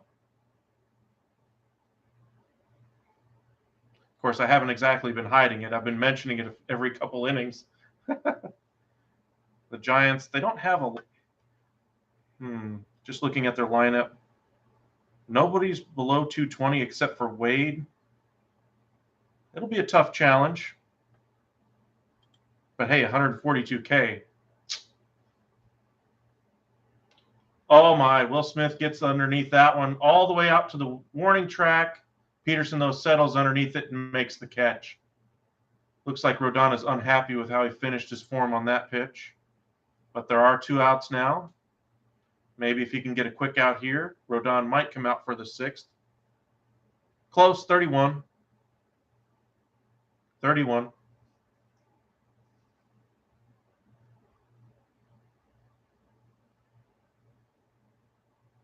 About to be 32 in a few months anyway.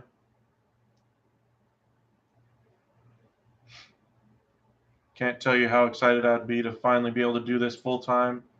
If you guys like the shorts and so forth, I don't know. If I had to guess, not much to go on, but if I had to guess, mid-30s, early 30s, late 20s. I wouldn't say any older than like 45 at the latest. But my actual guess,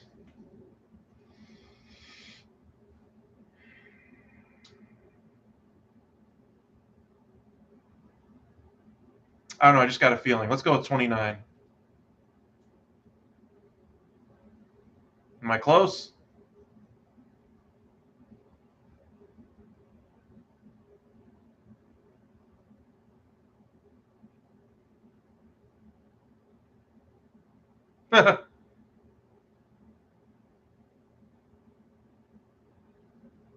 Yeah.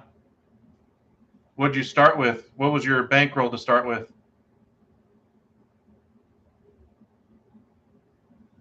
When I was that age, I did poker back before it got blacklisted on online gambling and so forth. And then I did the college thing for a couple of years. That didn't really agree with me. I was burnt out from high school taking all those advanced placement classes as Turner flies out to Gonzalez to end the inning. But I didn't realize how burnt out I was until I finally got to college.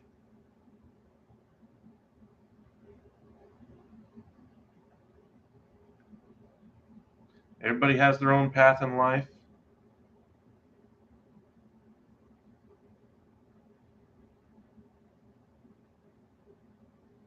Appreciate the support, though, Logan.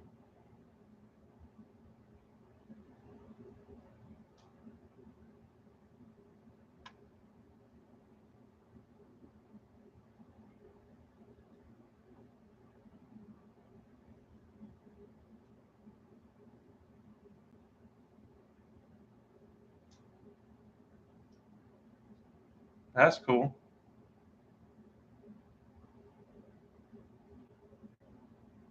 Dang.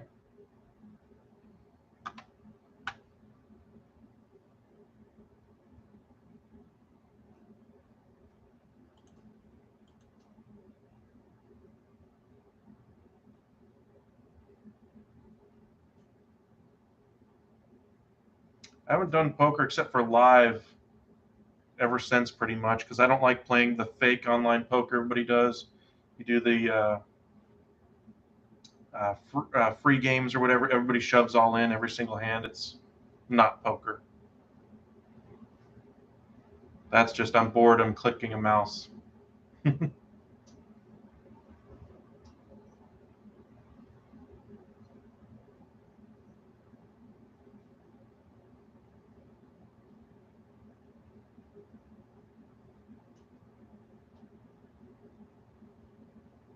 Oh, thanks. Jimmy the Bag. I'll have to look that up. I don't think I've heard of him, though. Had somebody else mention to me the John Boy one the other night. I don't know. I haven't looked into that one either. But for some reason, the name Trevor Plouffe sounds from the Minnesota Twins a few years back anyway. He sounds very familiar with John Boy for some reason. Maybe he's the podcast on there. Mitchell White out here for the 6th at 79 pitches so far. Let's see if you can get your no-hitter.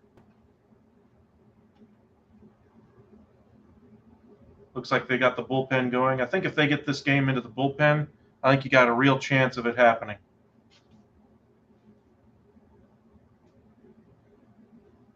Nice.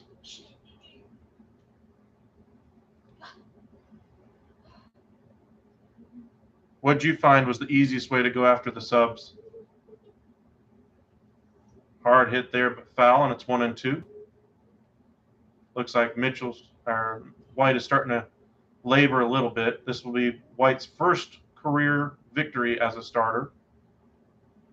Third time through the order, though, he does struggle significantly. You got to wonder if they're going to have a quick hook for him and just let him enjoy that success. That one into center. Dadgum. Austin wins. Gets a base hit, and now Dave Roberts will pull him. One batter too late. Sorry, Logan. That's tough. I mean, White pitched well, but I probably would have pulled him after 5.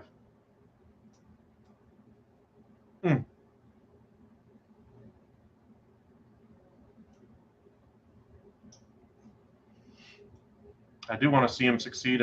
He does have the strikeout capabilities. Doesn't look like he's carried that over to the majors as much so far.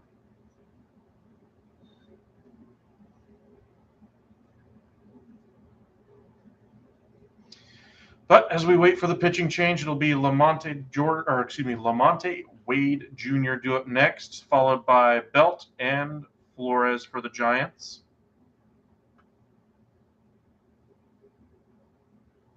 5-0 here in the top of the 6th.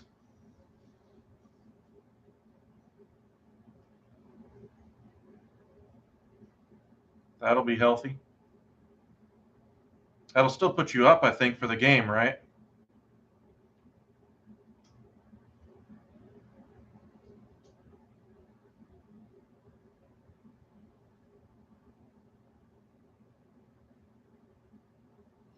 Yeah. You'd be up, 5-ish? Something like that.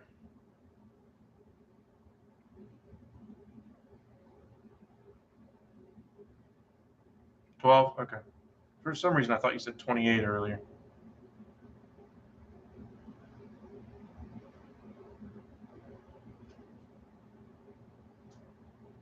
Looks like they're bringing Caleb Ferguson in out of the bullpen for the Dodgers.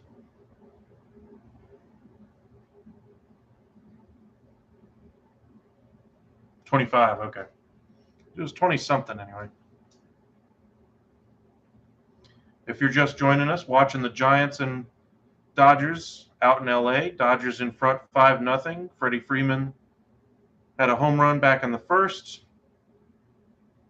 Defensive issues for the Giants cost them 3 more runs in the third, giving them a 5-0 deficit, and that's kind of where we're at. Darren Ruff coming in as a pinch hitter, it looks like, hitting .227 on the year, a .712 OPS with 9 home runs. Giants are also another team that likes to platoon a lot.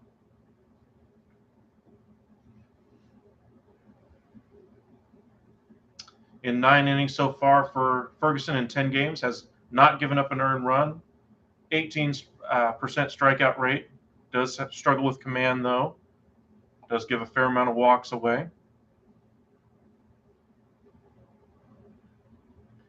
The set by Ferguson. And the pitch.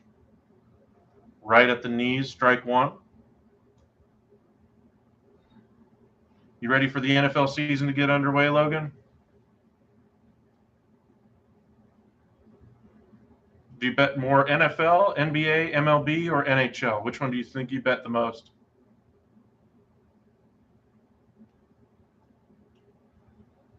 That one misses inside, 1-1. 94-mile-an-hour fastball.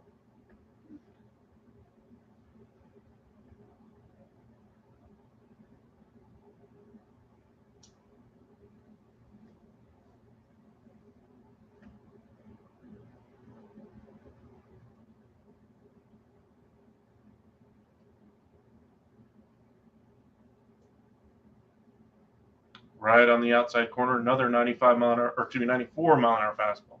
And it's 1-2.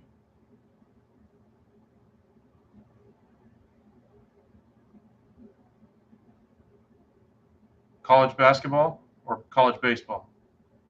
I'm guessing basketball. And Lions 6.5 wins. That's kind of everybody's pick so far this year. I mean, they've got a lot of money invested on that offensive side of the ball. Their defense should be much better with that defensive line, Hutchinson and so forth.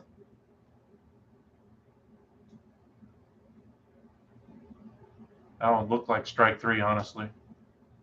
Right at the knee.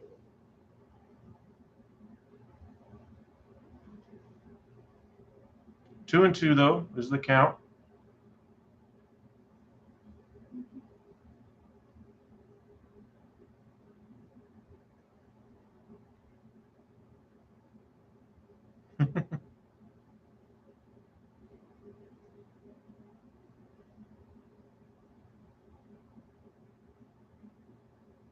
Seven and a half wins, so that'd still be a losing record. 8-9 would get it. $50K though. I got to look at their schedule. I mean, it is a weaker NFC, but I mean, it's more of a, I don't know. No team really stands out over the other. So maybe you might get to 8 wins, maybe 9 wins. I don't know if you get to 9 wins in that division though. I think the Bears are going to be a lot better than everybody thinks. Of course, everybody thinks the Bears are going to be better. I think this is the first year the Bears are actually reasonable. For the Lions, let me see.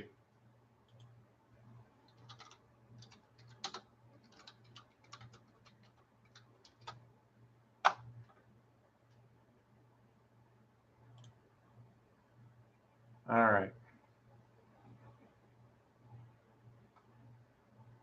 Don't care about preseason. Go away. Lead off against the Eagles at home. I'll give you a win on that one just because I've never been a believer in the Eagles. And yes, I understand I'm a Cowboys fan, but it's Jalen Hurts. Get out of here with that. Strike three there on a 3-2 pitch right at the top of the zone. Ruff knew it was. One away here in the top of the 6th. Week 2 against the Commanders. I think you split those.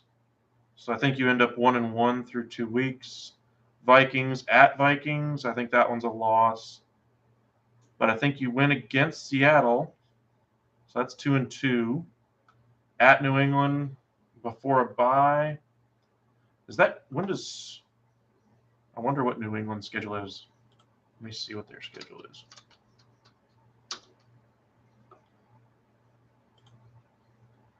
I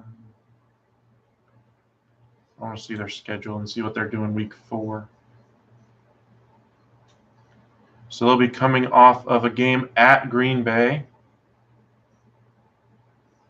And they'll have the Browns in between. Maybe they take you guys not so seriously if you're a Lions fan. I don't know. I'm going to toss up on that one. We'll come back to that one. Bye week 6, Cowboys week 7. That's a loss. I know I'm a Cowboys fan, but, I mean, there's like 4 good teams in the NFC. Cowboys are still one of them, even after all their departures. Dolphins on the road. They do struggle on the road. It is Tua. Maybe if Tua's struggling, this is the game where he finally implodes and they go with the backup. I don't know. That's another game I'd probably come back to.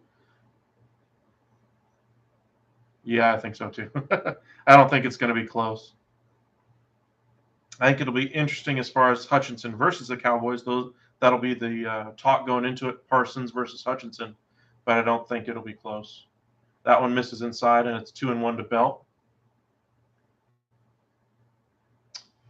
You play at home against Green Bay. It's Aaron Rodgers. He doesn't have his receivers. He doesn't play well coming from behind. And this is Rodgers on the road. I think this might be the year you beat Green Bay at home. Mainly because I think Rodgers is going to have to hold on to that ball for an extra second because he doesn't have Devontae Adams. And that's going to cost him. So we'll give you a win against the Packers week 9. Week 10 at Chicago. I think Chicago's improved, and by week 10, they should probably be a humming offense.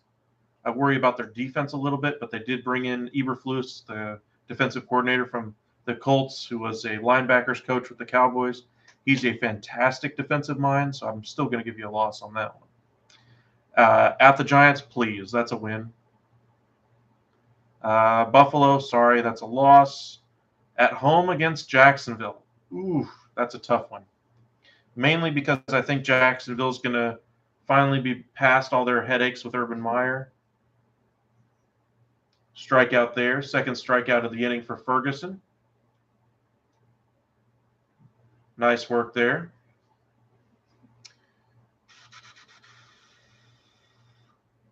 Home against the Vikings, weeks 14. Jets. Ooh, I do like the ending of your schedule, though. So I think you're probably going to get. I mean, did you watch last year on that? What was it? The 3rd and 10, and they did a quarterback sneak from their own 20. I mean, it was a backup quarterback in there. What was his name?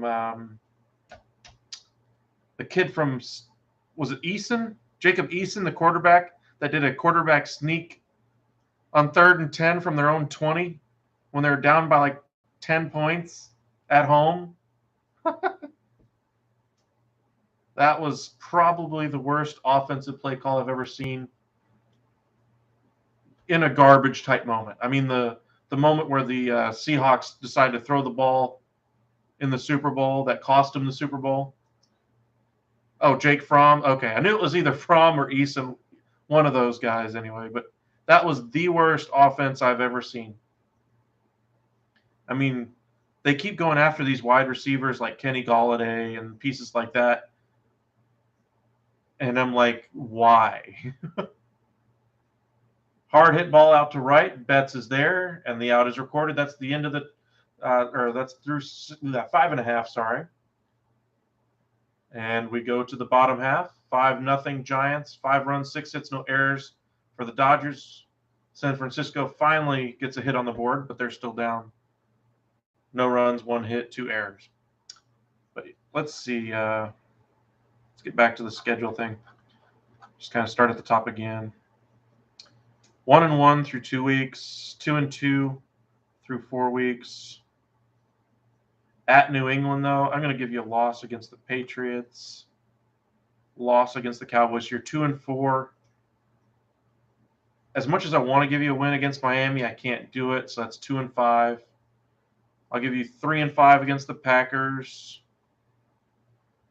3-6 after the Bears. 4-6 after the Giants. 4-7 after the Bills.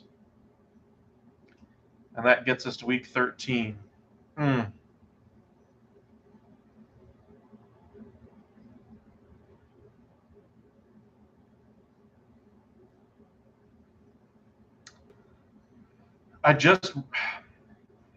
Every year I believe in the Jaguars a little bit more than the year before, and every year it burns me. Trevor Lawrence in that game against the Colts, they finally had something going after they got rid of Urban Meyer. I like the moves they've made as well. I mean, the move they made to spend all that money on Christian Kirk is obscene, but he's going to be perfect in that offense, though. He's way overpriced for what they're going to be using him for. but they're actually going to be able to complete third downs, I think, now because they have Christian Kirk. I don't think they'll be a dynamic offense, but I think they'll be able to put 23, 25 up a game, not like the 3 to 15 points a game they were last year.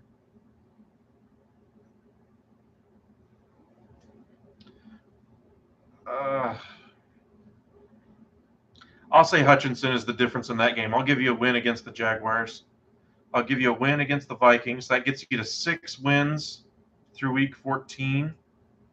Give you a win. That's 7 wins against the Jets. I'll give you a win against the Panthers. I think you lose at Green Bay in the finale. So I'll give you 8 wins. Yeah. You'll be right there. Maybe a lucky break goes your way and quarterback gets injured for one of these teams, and then you're right there even more. But I can see it. The path is there for the Lions this year. Junior Marte is on, 5.09 ERA, 23 innings, a 19% strikeout rate.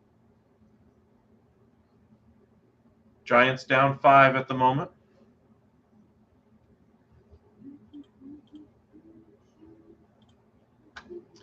Gavin Lux is on as a pinch hitter here, taking over for Alberta, who was 2 for 2 on the day. Swing and a miss, 97-mile-an-hour heat off the outside corner.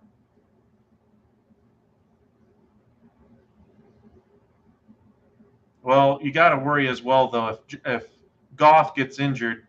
I mean, they've invested a lot of money in that offense. I mean, an injury on that side of the ball or an injury to Hutchinson, I think, really sets this team back. Of course, every team is, of course, an injury away, but you got to wonder how many lives Goff is going to have in the NFL.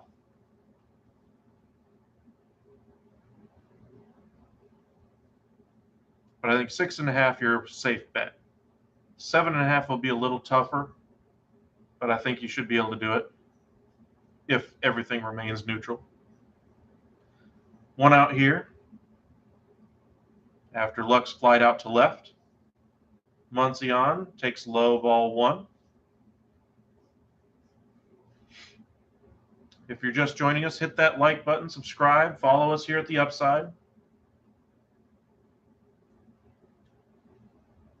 Keep you up to date on the MLB, NBA, NHL, and the NFL.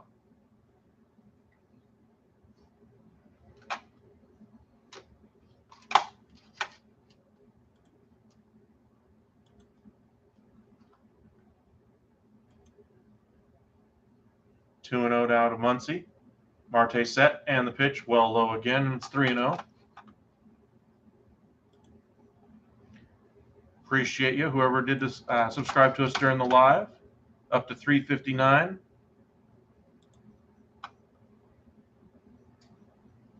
Get some rest. You're on the East Coast, so it's an hour even earlier, later there for you, so it's after midnight. Get some rest.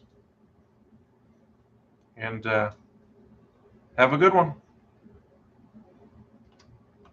Thanks, Logan.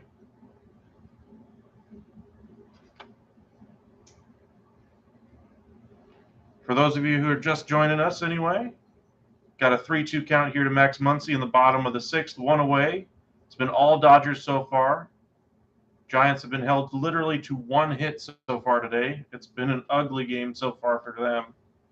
Austin Wynn's the only batter to be able to get a base hit off of the starter, Mitch White anyway.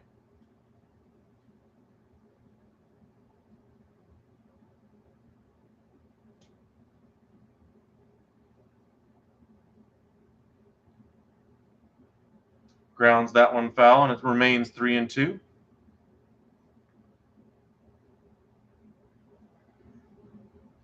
Muncy, of course, mightily struggling so far this year, has a 158 average. Already struck out once today. 3-2 now. And the pitch. Marte battles back and gets a nice pitch there right at the bottom of the zone, right at the knee, and Muncy knew it. Second time Muncy's been struck out that way. Seems like he's waiting for the pitcher to make a mistake rather than be aggressive at the plate. Of course, that was his process that got him so successful with the Dodgers. Seems like he hasn't adjusted to the teams adjusting to him.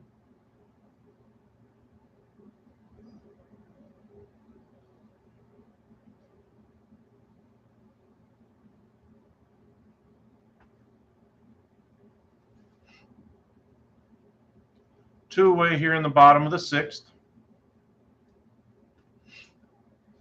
If you're just joining us, say hey. Let us know where you're watching from, who you're pulling for.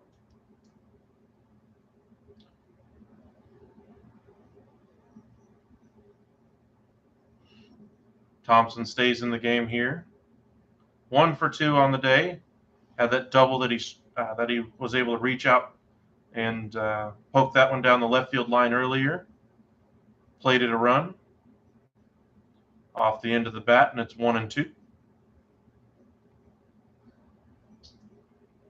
As I mentioned, we do YouTube Shorts as well, so follow us, stay up to date. We post any video we do on YouTube here. They only limit you to 3 notifications a day, so even if you subscribe and you say, hey, give me alerts whenever we post videos, make sure you follow us on Twitter at UpsideSN to stay up to date on all the latest, as we'll try to keep you posted on everything that's happening. Whips the ball over. Freeman bounced out to short there, and Estrada flipped it on to first for the 3rd out of the inning. To the 7th we go, 5-0 Dodgers. But as I was mentioning, we do YouTube Shorts during the week anyway. I do work a 9 to 5, so until I am able to make this a career, got to work a 9 to 5 still, unfortunately. Got to pay the mortgage and all that. But we'll try to keep you up to date on what's happening with your favorite team. A little bit of news out of basketball now that the offseason is underway.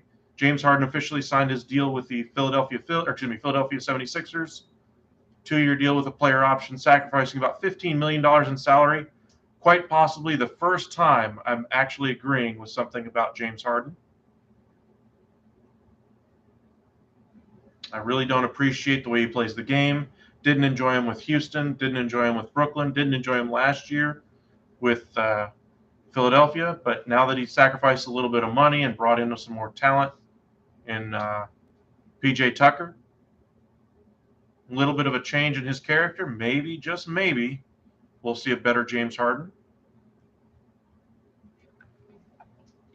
For those of you who are watching from California, Jimmy Garropolo is officially now going to be traded soon anyway. Everybody was waiting for his shoulder to kind of heal up and they would see how his medicals were. The 49ers have given him permission yet again for him to talk to other teams. Other teams wanted to wait and see how that surgery panned out. Everything seems to have healed up pretty well for the surgery.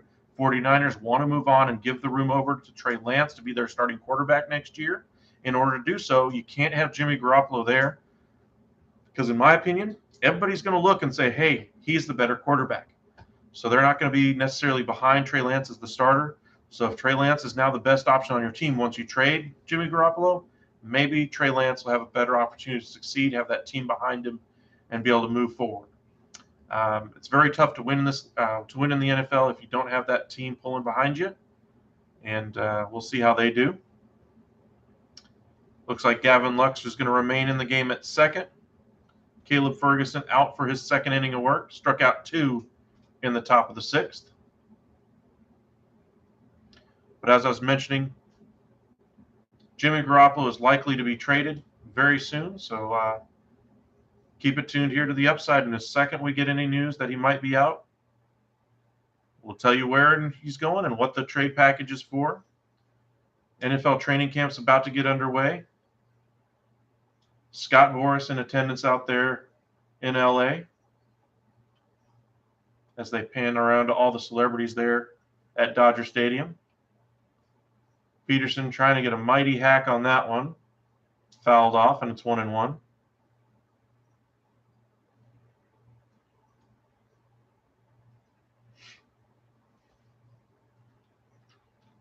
Appreciate you guys joining us here at the Upside tonight on a Thursday evening.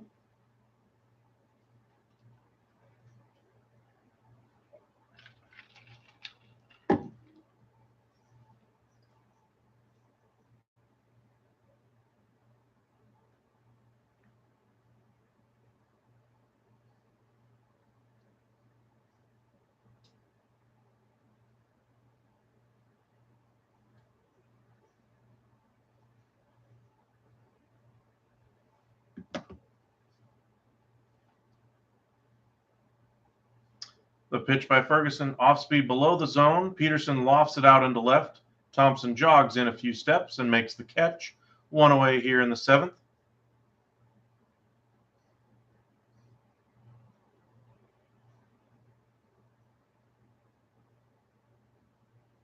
All Dodgers so far in this one.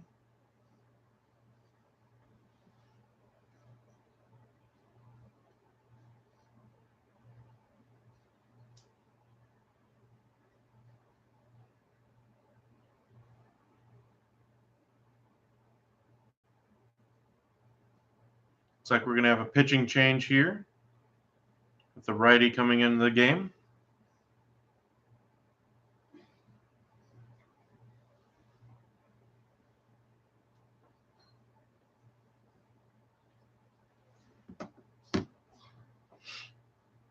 Looks like Phil Bickford is going to come in. Once thought of as a top prospect. I think he was a first-round pick years ago by the Dodgers, as a .504 earned run average this year. If you're just joining us, Freddie Freeman got the scoring started for the Dodgers today anyway. Led off with got a home run with 2 outs in the top of the first inning, or bottom of the first anyway, to dead center field. 407 feet off the bat. And at the time, he was hitting 17 for his last 25. Absolutely one of the hottest hitters in all of Major League Baseball.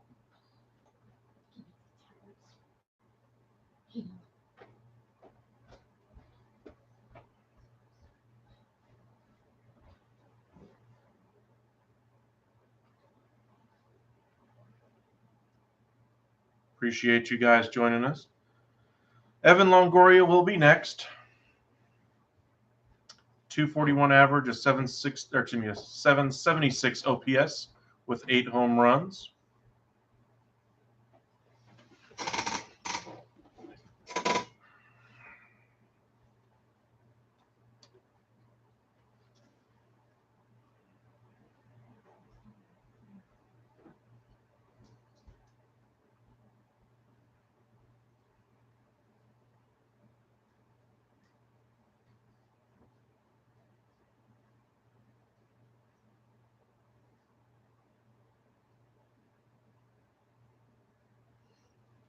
Possibly the best catcher on the market at this trade deadline is going to be Wilson Contreras of the Cubs. Maybe, just maybe, they finally move on from him. Was expected he would be traded at the beginning of the season, but has not been traded yet. Bickford has worked 30 innings so far this year, has a 24% strikeout rate, a little bit above league average. Wears number 52 for LA.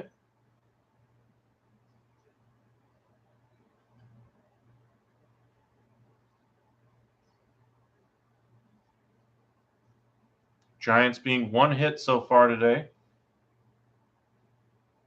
Another pitch right at the bottom of the zone, and it's 0-2.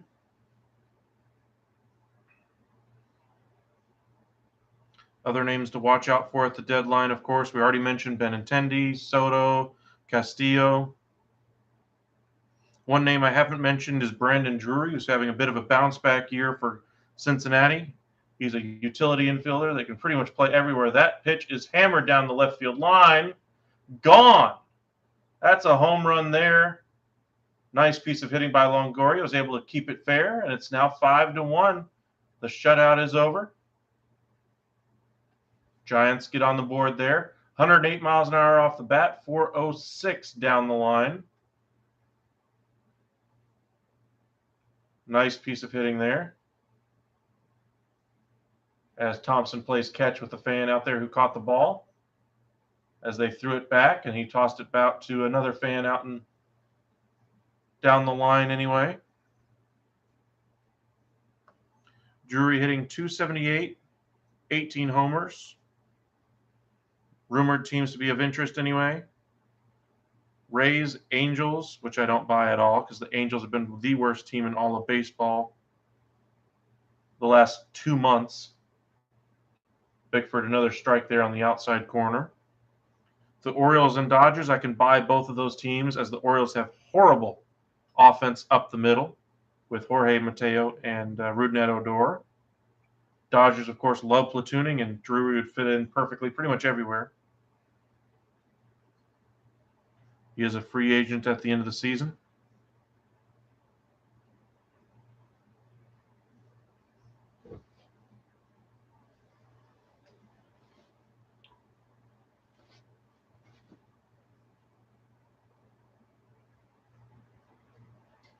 Gonzalez trying to sneak in a bunt hit. 2-1 the count, though. Josh Bell, we mentioned his name. He's probably one of the best hitters on the market at this trade deadline season. Of course, he's a first baseman, doesn't really play anywhere else on the diamond. It's going to have to be a DH.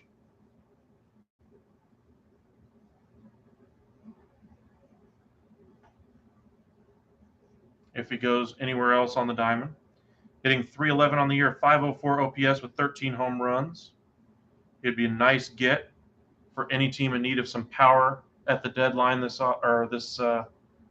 season anyway. Maybe a team like Boston looks at him and maybe replaces him there or fits him in their lineup there. Already playing in the East.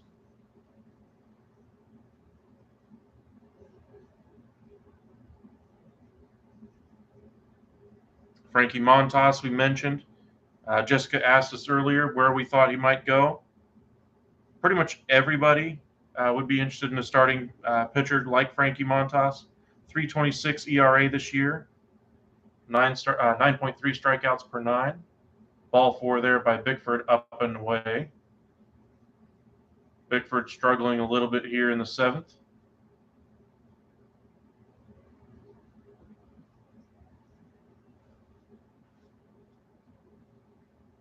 You will have an extra year of control with Frankie Montas as well, so Oakland should get a nice return for him.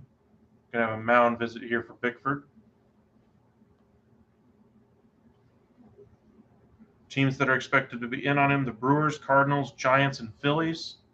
I could see that, but I could also see the teams that are rumored to be in on him earlier this season anyway, the White Sox and Mets being interested in him. White Sox, of course, really want to make the postseason, and I'm guessing probably Tony La Russa's last year as a manager. Got to wonder about the decision to hire him in the first place as manager. Chance to fire him already have descended upon that team for months now. But they seem to have given him the vote of confidence that he will indeed stick around. Martin Perez, we mentioned this is his first year as an all-star. His numbers are fantastic this year, and his peripheral numbers say that it's not a fluke. He has a 2.68 earned run average and a 119 whip, 7.7 Ks per 9. More of a ground ball pitcher. Used to rely on that double play quite a bit. Still gets the double play more often than not, but has a little bit more strikeout to his game now. Got to wonder if the Rangers are going to take one last chance to try to replenish their farm system before they commit in earnest to contending next year. Alex Vesia loosening out in the Dodger bullpen. Estrada up there, 0-1 the count. That one misses low and away, and it's 1-1. Teams that have been rumored to be interested in him: Blue Jays, Brewers, Cardinals, Phillies. Seems like anybody who needs, or the teams that need the most starting pitching anyway. Probably the Phillies would be tops of that list in my mind. One team I wonder about going after a starting pitcher is going to be the Yankees. How much do they believe in their young starting pitching? Do they believe it's going to hold out for the entire season? Do they go get a bullpen arm to supplement? Aroldis Chapman has not been Aroldis Chapman this year.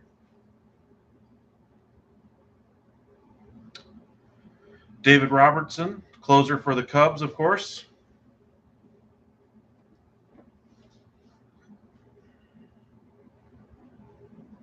.93 ERA. Anybody in need of a bullpen arm, from anything from a 7th, 8th, or 9th inning guy, could go after Robertson. Hard hit ball into left, and that might do it for Bickford. Has been unable to get any outs so far today as Gonzalez moves up to second. 103 miles an hour off the bat as Estrada makes solid contact there.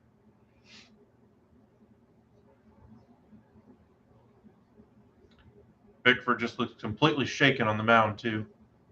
Nothing he's doing is working. Will be another mound visit here by the catcher. Will it be a pitching change is the question. And it looks like it will.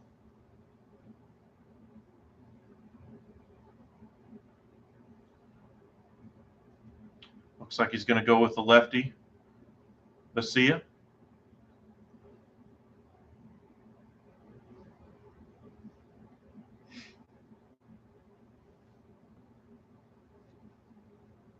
"5-1 here. Giants trying to claw their way back into the game. Another name to keep your eye on around the deadline, of course, is Whit Merrifield. Long been rumored to be available from the to be on the market, not necessarily available from the Royals. First real down year for Merrifield is under contract anyway through 2025. However, he's only hitting .240 this year.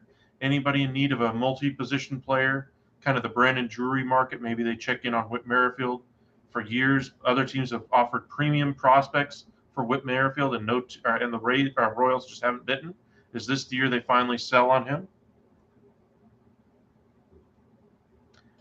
Tyler Mahle, I mentioned him. He's having a 4.48 earned run average. Not exactly his best year, a little bit down from his numbers last year, but he's still a high-quality pitcher. Free agent in 2024. Teams that are expected to be interested in him.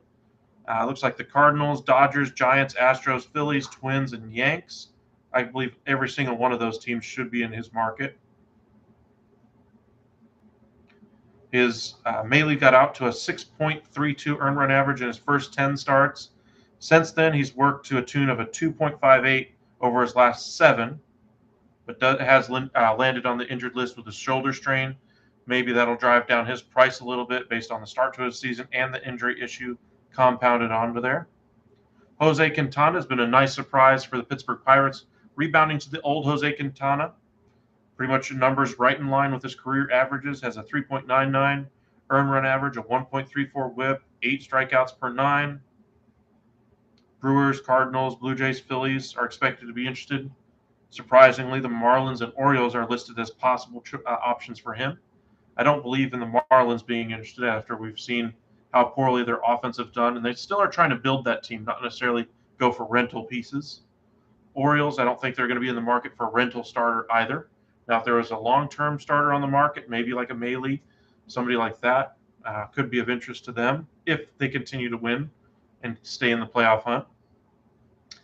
Next name on the list, Ian Happ of the Cubs, hitting .274 this year, 9 homers. Free agent in 2 years.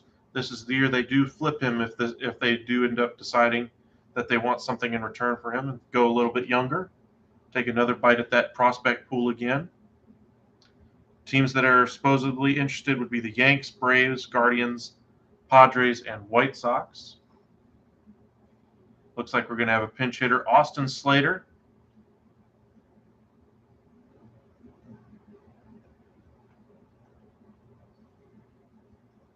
Going to dig in from the right side here.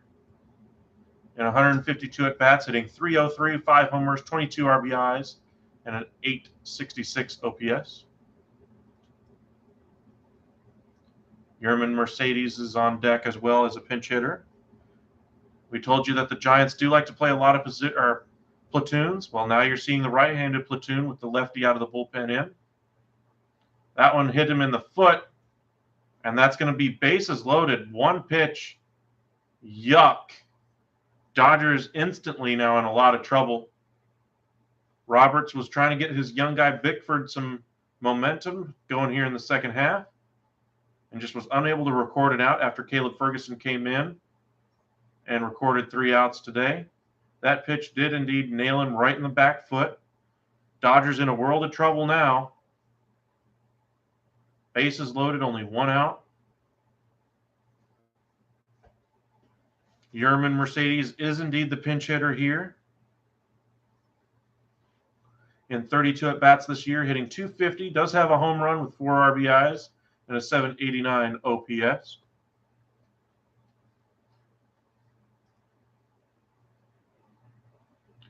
Mercedes pinch hitting for wins in this at bat. 93-mile-an-hour fastball on the inside corner right at the belt. Strike one. Career with the bases loaded for Yerman Mercedes is 4 for 10. You remember he started his career with the White Sox and got off to that impressive start. Then, of course, got into trouble with Tony La Russa for swinging on a 3-0 count last year. Hardy swing at that one, and it's 0-2. Looks like that one might have been a little bit above the zone.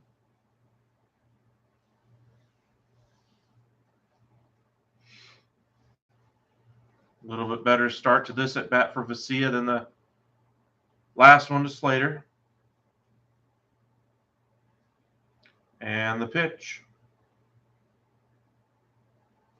Above the zone, and it's 1-2.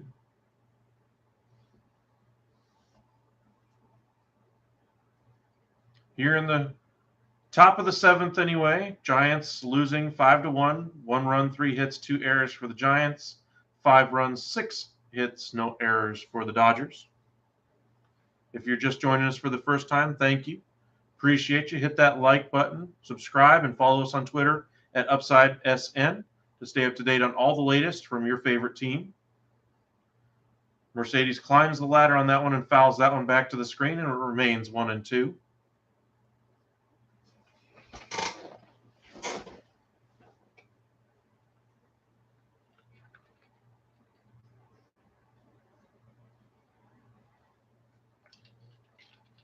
Bickford, who wasn't able to record an out earlier in this inning, looks like a ghost sitting there on the bench. Everybody's had that feeling at one point in their life, just wondering how it went all wrong. Mercedes lines that one down the first base line into the screen. Looks like he may have broken his bat, actually.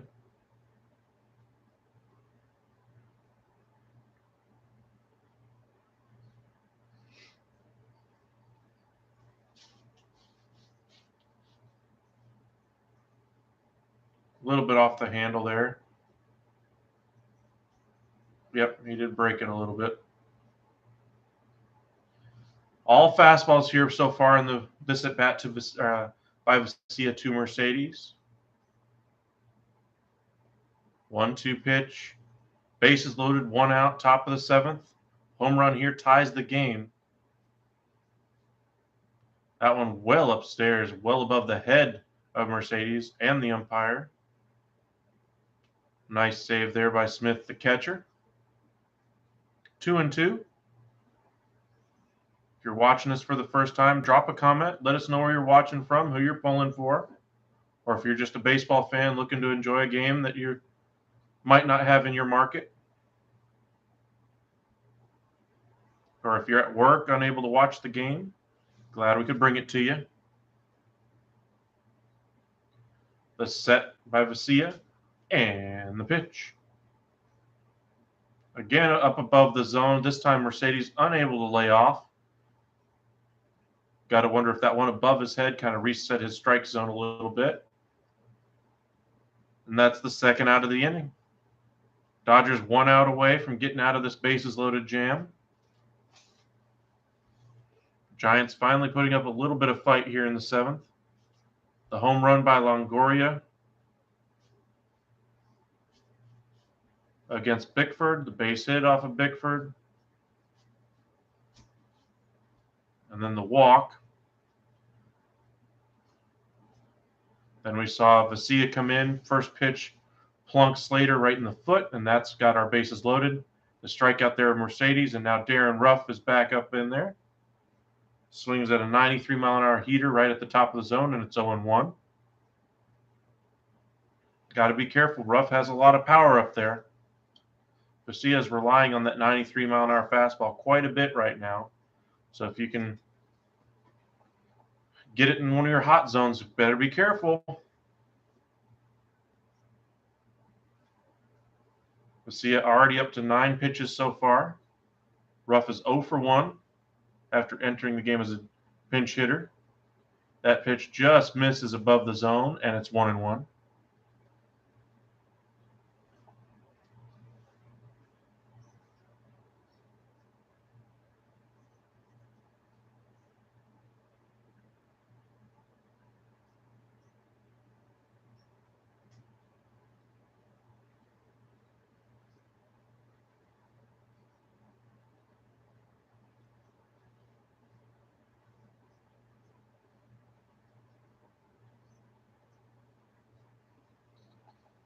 That one misses the zone, and it's 2-1.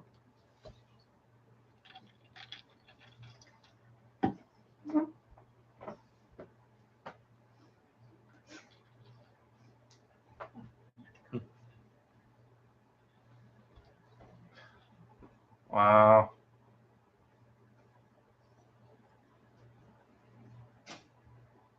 That's kind of cool. All the fans are kind of waving their phones with their flashlight on in the stands. That's kind of cool. That one fouled away by Ruff into the stands. Ooh. That actually landed in the middle of the hallway, or in the middle of the walkway there.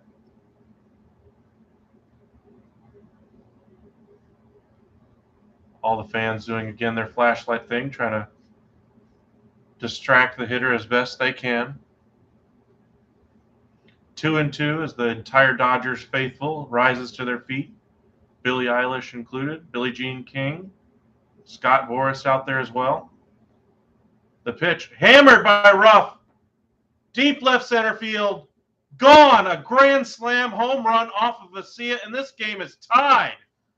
5-5. Oh, my. Whoops. That was a horrible pitch right in the sweet spot of Darren Ruff. And this game is tied. Giants, before this inning, looked absolutely dead. They had nothing going for them. 101 miles an hour off the bat. That's Darren Ruff's first career grand slam. That's a little bit surprising, honestly. The few Giants fans out there in attendance absolutely giving it to Dodgers fans out there. Wow. What a hit there by Darren Ruff. Fastball, middle, 94 miles an hour. I told you that was the only pitch he was throwing. And one of these times it was going to be hit a long way. Oh, my. What a mistake by Vesia. He knew it the second he let it go. Whoops. Brandon Belt is up there. 2, 3, and 4 due next. 2 outs here in the 7th. Dodgers were almost able to wiggle out of trouble here, but 5 runs across here in the 7th. A grand slam by Darren Ruff. Wow. I'm very surprised that's the first grand slam by Darren Ruff. He's been a good power hitter for years. Fans, little kid in the audience screaming, no. Another fastball there right down the middle. This time he's able to get it by Brandon Belt, and it's 1-1. Darren Ruff, of course, came over from the Phillies. Was kind of a pinch hitter, backup catcher type player. First base. Really has found a home here with the Giants. Never had this level of success that he's had in the last couple of years than he has with the Giants. Good on him. But it's a 5-5 game. Belt squares around, but unable to make contact with that one, and it's 1-2. Just, wow. Dodgers decided to play it cute and go with their young guys, see if they could get some confidence in Vesia. They go to Bickford anyway, and then they go to Vesia to try to get him out of trouble, and unable to do it. And 5-5 is our score here in the top of the 7th. If you're just joining us, hit that subscribe button. And again, Brandon Belt squared around for some reason. Takes a belt-high strike right on the outside corner. And that's the end of the inning. It's going to be 5 runs, 4 hits, 2 errors for the Giants so far today. 5 runs, 6 hits, no errors for the Dodgers. And we go to the bottom of the 7th. Stretch time in Dodger Stadium, tied at 5. That was something. Dodger faithful thought the inning was just about to be over, and bam, walked into a brick wall. Wow, that was really impressive. Got to give it to this Giants team. They played really well in that 7th inning. Made them work, didn't let their young pitchers get away with nothing. And they made Dave Roberts pay for getting cute that inning. And yes, I understand it's the middle of the season. You're trying to get the best out of your team, see if you can get something out of the Phil Bickford. That button obviously didn't work as he surrenders 3 consecutive base runners. Vesia does get the one out, but the bases were loaded for him, and he just kept making mistake after mistake after mistake with that fastball, finding the zone over and over and over again. And he doesn't have 99-mile-an-hour stuff, and he obviously was made to pay for it. 94-mile-an-hour fastball was turned around out into left center field for a grand slam by Darren Ruff to tie it up. Really impressive piece of hitting there by the Giants. Shows some fight. We'll see who they go to out of the bullpen now that they've evened it up. Looks like they're going to go with John Brebbia, 2.45 ERA on the year.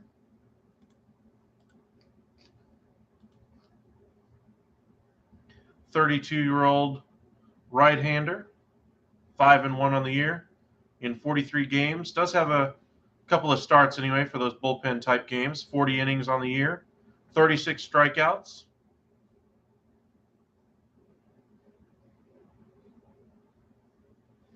If you're just joining us, make sure you hit that subscribe button. It really does appreciate. We really do appreciate it here. Had Logan subscribe to us earlier today, so if you subscribe, say hey. Join us here at the Upside. Going to the bottom of the 7th, it'll be Bellinger, followed by Betts and Turner. Over his last 7 games, Brebbia has a 1.29 ERA with 7 innings pitched, 6 hits, and 3 walks. Slater stays in the game in left.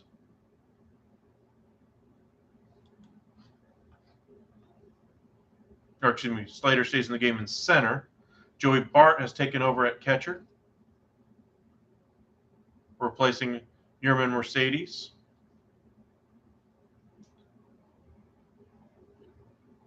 First pitch by Brebbia, right on the inside corner, a nice off-speed pitch. Bellinger taking all the way.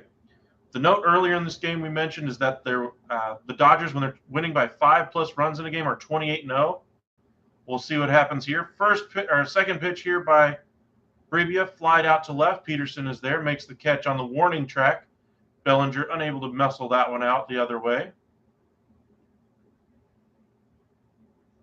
And that's the first out of the inning. Gave the Dodger faithful a little bit of a rise, but unable to get it done.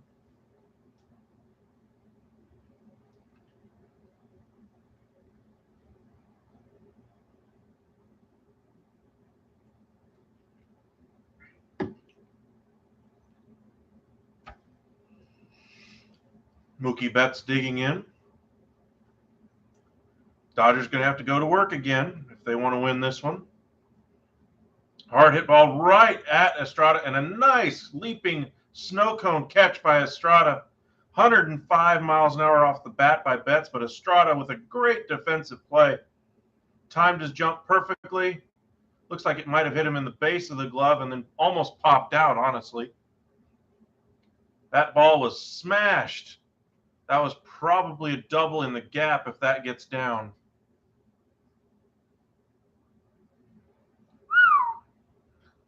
Giants playing great baseball right now. Trey Turner up there and takes ball 1. Off-speed pitch off the outside corner. The set and the pitch. Little tapper back behind the home plate. And it's 1-1. Turner 1 for 3 on the day.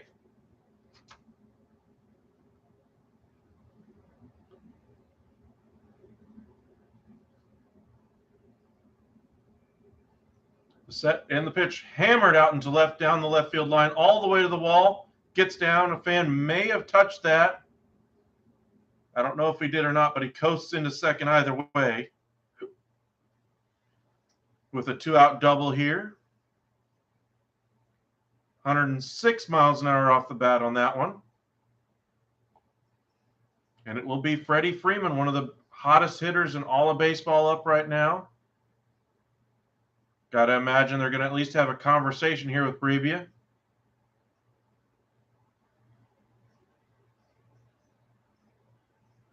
Nope, they're not even going to give him a chance to face Freddie Freeman. They're just going to intentionally walk him. Barry Bonds' treatment, I mentioned it earlier. He's been the hottest hitter in all of baseball for the better part of 2 weeks now. 17 for his last 26. Scored the first run for the Dodgers with a solo home run in the first. They pitched around him, and he got a walk earlier as well. Freeman's batting average all the way up to .322 after struggling in his first few games with the Dodgers earlier this season. Mound visit here indeed to face Will Smith. Will Smith is 0 for 3 on the day, does have a couple of strikeouts. That batting average has dipped to .269 now. Can't really argue with the thought process of Gabe Kapler, the skipper for the San Francisco Giants. Rather face a guy who's already struck out twice on the day and isn't absolutely knocking the cover off the ball in his sleep the way Freddie Freeman has.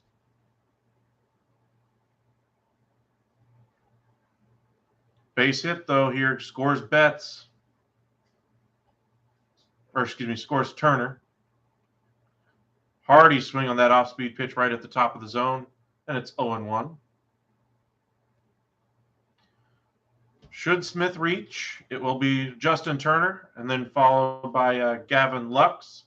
2 outs here in the bottom of the 7th. Dodgers trying to get back in front after a 5-run top half of the 7th for the Giants. The pitch, another off-speed pitch, another healthy swing to try to give it a 3-run shot. Looks like Smith's bat was actually slow on that one, and it's quickly 0-2. Giants trying to get the shutdown inning and get back out there after a 5-run top half, culminating in a Darren Ruff grand slam. The set by Brebbia, and the pitch. Another off-speed pitch off the end of the bat, lazy fly ball out to right. This time Gonzalez sees it all the way in and secures the final out of the inning. For the Giants, it'll be 3-4-5 in the lineup. Flores, Peterson, and Longoria.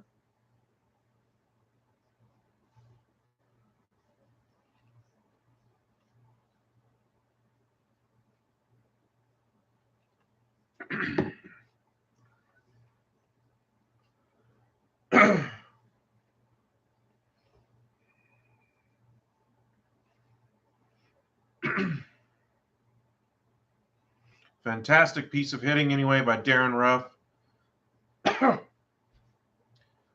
Did not miss his pitch and absolutely obliterated that ball in the top half of the 7th and tied this game at 5. For those of you who are just joining us anyway, Freddie Freeman scored the first run of the game on a solo home run to dead center field, 407 feet to center field anyway. About a 1.5 feet over the outstretched glove of the Yastrzemski out in center.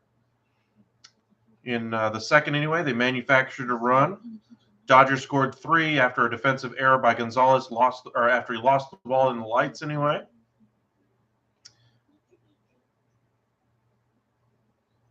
And then in the top of the 7th anyway, 5 runs, all of them via the home run for the Giants. A home run for Longoria, solo shot, 410 down the line anyway. And then that grand slam by Darren Ruff tied it up. Looks like Evan Williams is going to come on for the Dodgers. Sells art. Cool. Thanks for joining us. Appreciate you. Try to do live streams pretty much all throughout the week. Try to do 5 or 6 of them anyway, of different games, different markets. I know a lot of different teams out there have fan bases all around the world. Don't exactly get to watch the game, so maybe we can bring it to you and you can chat along with your fellow fans of your favorite team. Maybe talk a little smack with the other team. Evan Williams on replacing Alex Vesia, who gave up that grand slam. Tomorrow we'll be doing another late game, I believe, because I don't get off until at least 7:30 tomorrow night. So we'll have to see who's going to be in that late window. Probably be another West Coast game. We'll see. So thank you for joining us here. If you haven't hit that subscribe button, please do. We do a lot of live streams during the week. Tonight we're catching the Dodgers and Giants. We'll do another one tomorrow night. Let us know in the comment section which game you'd like us to do.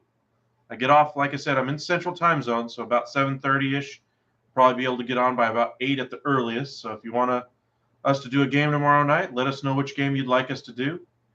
Phillips on the year in 36 games is a 1.5 earned run average. First pitch there, 85 miles an hour off-speed pitch, misses the zone. And it's 1-0. 27-year-old right-hander, 3-3 on the year, 36 games, 36 innings pitched. Does have a save, 41 strikeouts, and a .78 whip. He's been fantastic. Not necessarily a household name, but formerly a draft pick of the Atlanta Braves back in 2015. The pitch, little bouncer there. Phillips unhappy with himself, and has fallen behind 3-0. See if he can battle back here. Flores on the year, 251 average, 13 homers, 51 RBIs.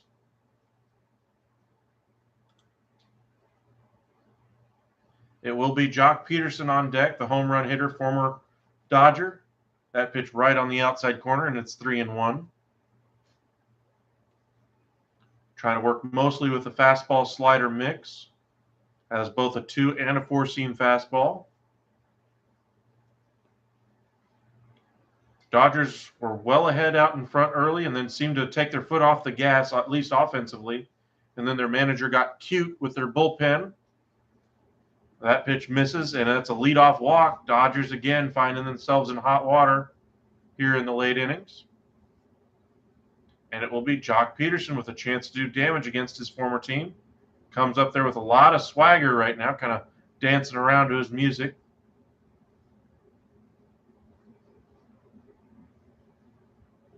Phillips was not able to locate his slider in that at bat at all.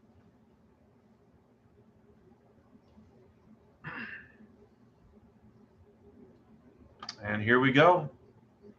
Giants trying to assert their pressure on the Dodgers right now. Peterson is 0 for 3 on the day, a 249 hitter.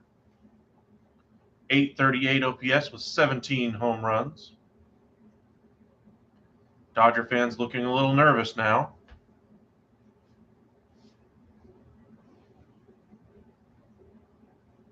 Nice pitch there, right at the knees, maybe a little bit below. But Phillips gets the call, and it's 0-1.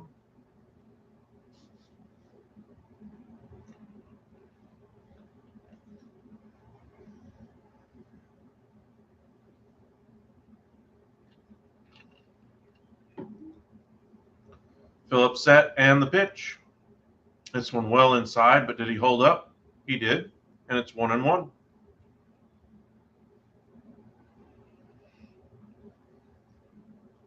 Jock Peterson, for the longest time, was thought to never be tradable on this Dodger roster anyway.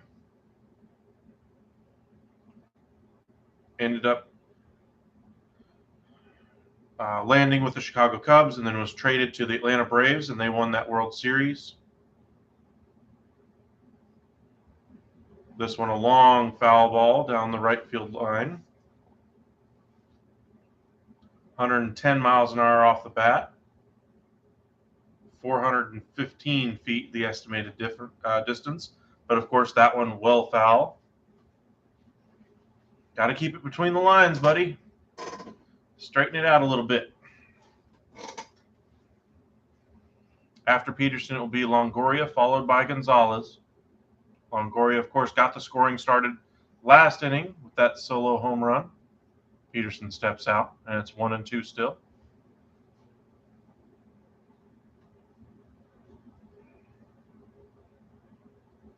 Appreciate all 15 of y'all who've joined us right now. If you're a fan of the Dodgers or Giants, let us know who you're pulling for. That one, and I mean just missed. Oh, my. That pitch was probably a little closer than the one that was called a strike, but that one does not get the call, and it's 2-2. How Peterson didn't swing at that pitch anyway, I don't know. That was right there. Roberts giving the stare down a little bit to the umpire, rubbing his eyes, going, really? Appreciate you, Charles.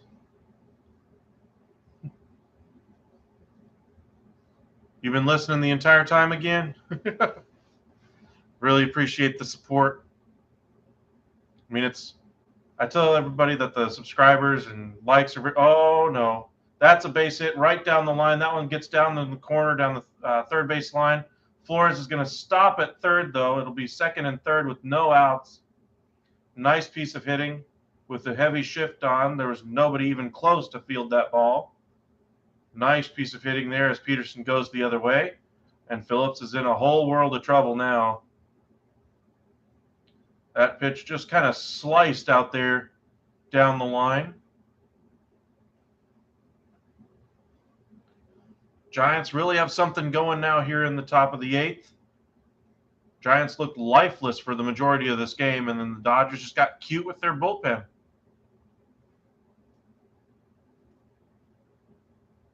It will be Longoria, whose last at-bat was a solo home run down that left field line. If he puts a charge into this one, Giants will be back out in front, or will be in front for the first time in this game. Little tapper, though, to third base will not get home with a run, and Longoria is out at first. Nice piece of pitching there. Got a little tapper out of Longoria. It'll be Gonzalez next.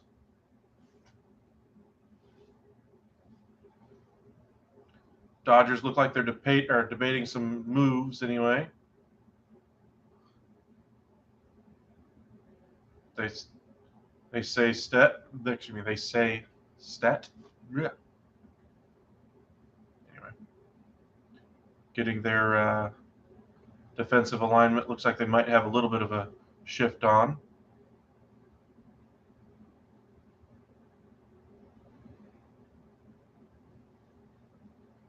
The set by Phillips and the pitch. Oh, looks like he stepped off here. Looks like the Dodgers dugout might be working on something. Nope, they're going to go ahead and intentionally walk Gonzalez here to load the bases.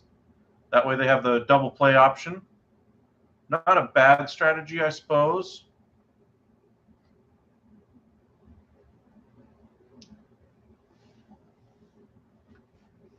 It will be Estrada, who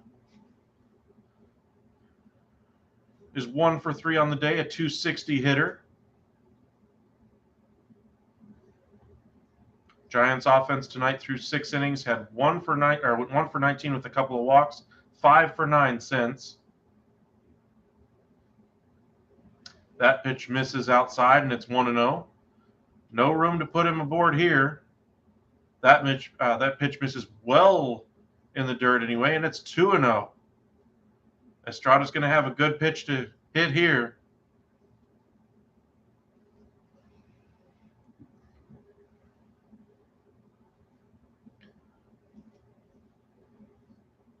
Nowhere to put him if you're Phillips. You got to throw a strike.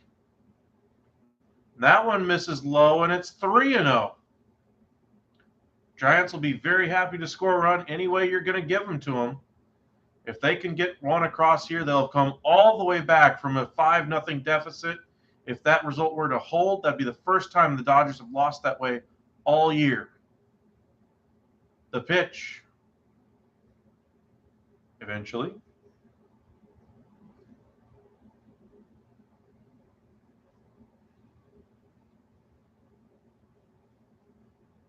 Got to wonder if they're going to get that bullpen going. Slater, I believe, is on deck to be followed by Joey Bart. All the Giants fans, or some Dodger fans in the audience, absolutely nervous right now. Oh, I guarantee they were that pitch was below the zone. That's the second time he's called a pitch well below the knees. That was mystifying. Gabe Kapler even got up off the bench with his eyes this big around. He called it a strike. Wow. What a gift. That pitch wasn't even close to below the knees, or to at the knees anyway. 3-1 now. Time requested.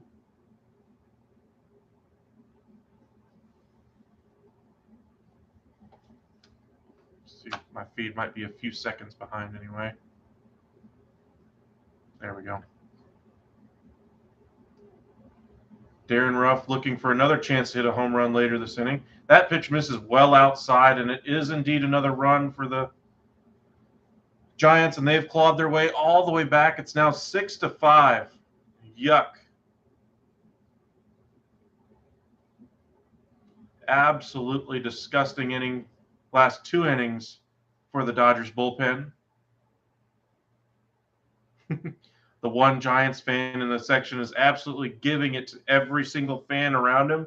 And all the Dodger fans, or there was this one girl Dodger fan who was out there like, get him out of here. Sorry, buddy. Doesn't work that way. Giants are 2-140. And what was that? That was interesting.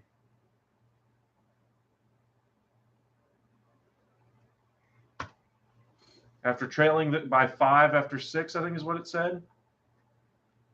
Something like that. Good pitch there by Phillips. And another one. This one just off the outside corner, but swung and missed on by Austin Slater. Career with the bases loaded for him, a .370 hitter. Chased that one a little, and it's 0-2.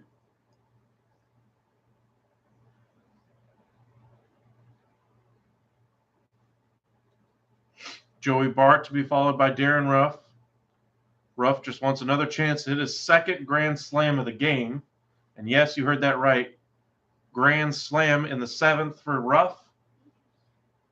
That one misses well outside, and it's 1-2.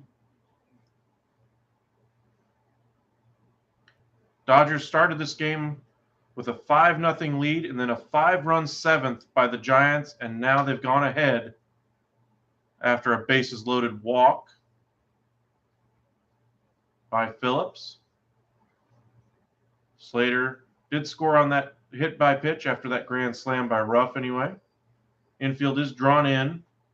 This one right to the third baseman Muncy, on to home. Flip back to first. Unable to get the runner at first anyway, but that is the second out of the inning. Good defense there by Max Muncy. Cutting down the runner at home. Dodgers looking to get their way out of this with only allowing 1 run in the inning.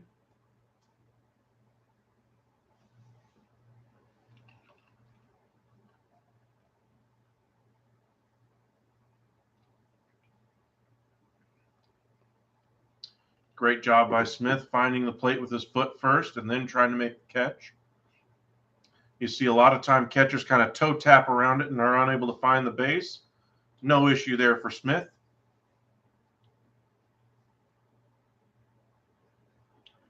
The bases are still loaded, though, for Joey Bart. Bart hitting .185 on the year, .668 OPS with the 6 home runs. Career with the bases loaded 0 for 7. Does have an RBI. Dominic Leone out in the bullpen for the Giants once this inning concludes.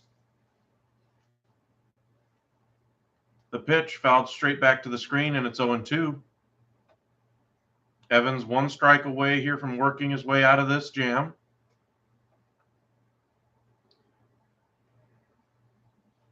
Swing and a miss right down the middle, a slider. Joey Bart unable to make contact, and that's the end of the threat. For the Dodgers, they'll have Turner followed by Lux and Muncy. Got to get something going again here offensively if you're the Dodgers. They just not had any luck since about the 3rd inning. If you're joining us for the first time, hit that like button. It means a lot to us, and that subscribe. The more people that subscribe, the more I can do this and put content out for y'all, do some live streams for you. Try to do about 5 or 6 live streams every week of all different types. Right now, of course, baseball is the only sport going, so we'll be doing a lot of live streams for that. Training camp right around the corner for the NFL. We'll try to do a live stream and cover every single division, so keep your eye out for that. Trade deadline in a couple weeks. We'll do another live stream covering deadline day. I know a lot of you guys have a lot of options as far as the trade deadline. MLB Network, ESPN does a little bit of coverage as well for the deadline. But you're welcome to join us here at the Upside. We'll keep you up to date on every single rumor as it happens. I know sometimes those networks have to wait for that information to, be filtered onto the screen and that kind of a thing. But, we'll be following along live on all the Twitter feeds for all your favorite baseball reporters, be able to get you that news as fast as we possibly can. So keep it tuned here to the Upside on YouTube. Make sure you follow us on Twitter at UpsideSN. That is where we post every single one of our videos when we do go live, when we do post a short.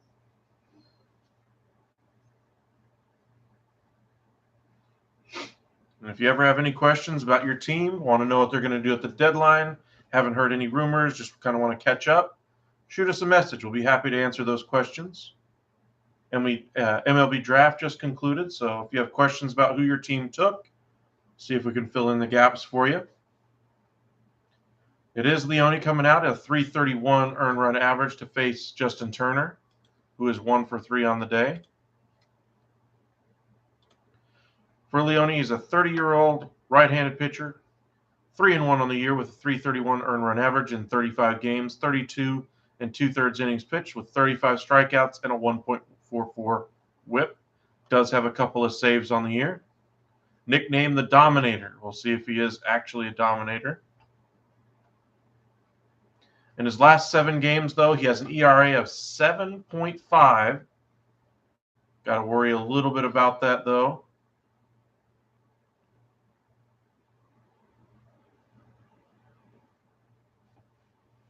If you're a Giants fan, in his last outing, though, he did record his save, the second one of the year. Worked an inning, did give up 1 hit, though. And here we go. It will be a pinch hitter, though. Looks like it'll be Jake Lamb instead of Justin Turner. Going with the lefty. 146 OPS plus. MLB average is 100. He's hitting 233 on the year with 2 homers and 3 RBIs. We'll see if he can come through in the clutch here. A lot of pinch hitters so far in the game. For those of you who are wondering if there would be any strategy in these games, would we still see a bunch of changes late in games on the NL side with the DH being introduced? We absolutely have today. Off-speed pitch down low, swung on and missed by Lamb as that ball missed well beneath the zone. And it's 0-1. Almost the exact same pitch, and it's 0-2 now to Jake Lamb. Lamb, as we mentioned, has an 894 OPS, so it does have that power potential. Came over from the Diamondbacks.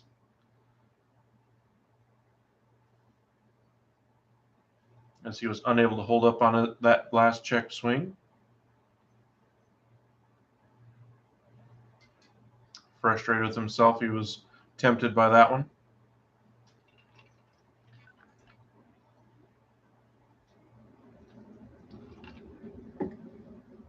The set by Leone. And the 0-2. Beneath the zone, and it's 1-2. That was a very interesting catcher stance for Bart back there, trying to entice the low throw, almost literally laying out on the ground in order to catch that one before the ball got there. And that wasn't even a pitch in the dirt. Heavy shift on as Lamb is very prone to pulling that ball over 80% of the time to the right side. That ball is low. 2-2.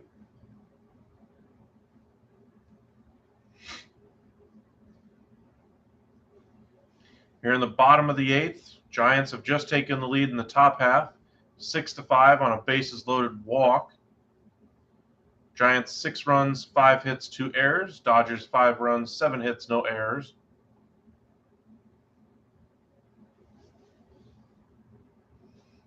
The set by Leone and the pitch. At the very top of the zone, Lamb unable to get the bat off his shoulder and takes a called third strike. 97-mile-an-hour fastball.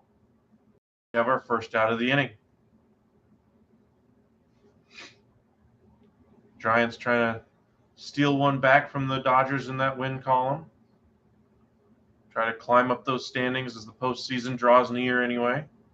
Postseason about 2 months away. Trade deadline in a couple of weeks.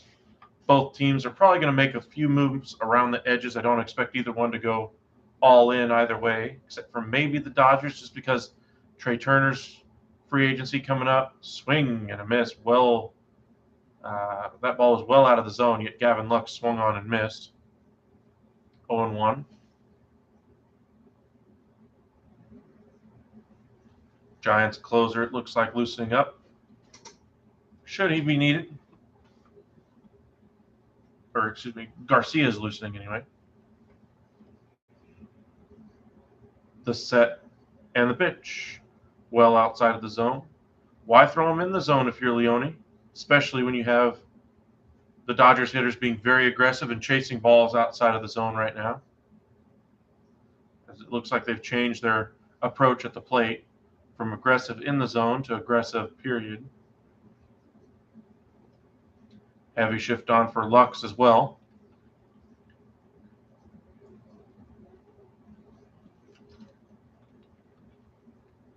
That one is tapped foul, and it's 1-2. Bart shakes off that foul tip.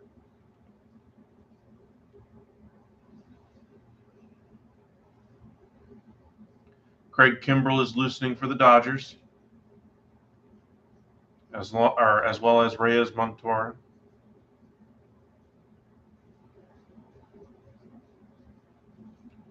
Kimbrell is loose for the 9th.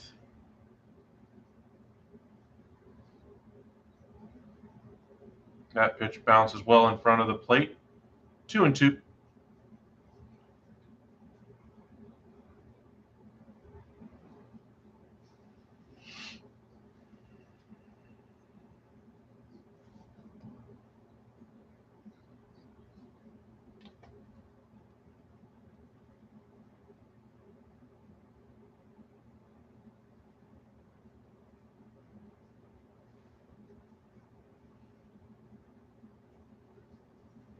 The set and the 2-2 to Lux. Right at the bottom zone, lace down the left field line again. This one's going to go all the way into the corner. Peterson slams into the wall, but cuts off that ball. That'll be a double here with one out here in the 8th inning. Dodgers getting something going. They've gone right down that left field line a bunch today. Got to wonder if there wasn't a shift on. Maybe that ball is fielded very cleanly, and that's another out. But as it so happens, there was not. And the Dodgers have something going. Max Muncy is 0 for 3 and has been struggling mightily this season with a couple of strikeouts already today. Is due up next. A big swing there right at the bottom of the zone, and it's 0-1.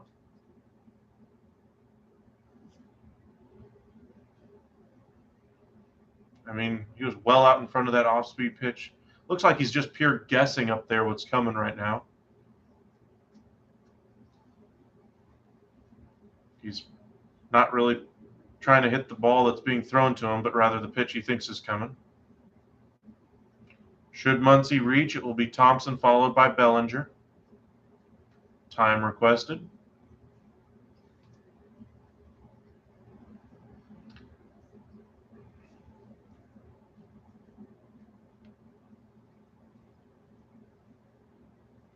The pitch. Well beneath the zone again, and Muncy swings and misses, and it's 0-2. You got to wonder if the Dodgers hitters are going to be this aggressive and constantly swing at that ball beneath the zone by 2, 3, 4, 5, 6 inches off or below the zone anyway. Why are the Giants even willing to throw a ball in the strike zone right now? 0-2 to Muncy. They only up to 12 pitches so far this inning. Lux just had that double down the left field line. The 13th pitch beneath the zone, this time able to be to hold up is Muncy. 1-2. Muncy does have 9 home runs on the year, so not out of the question he's able to get a hold of one here. Should he get a hold of one, it would be a whole new ball game with the Dodgers in front. The 1-2 pitch.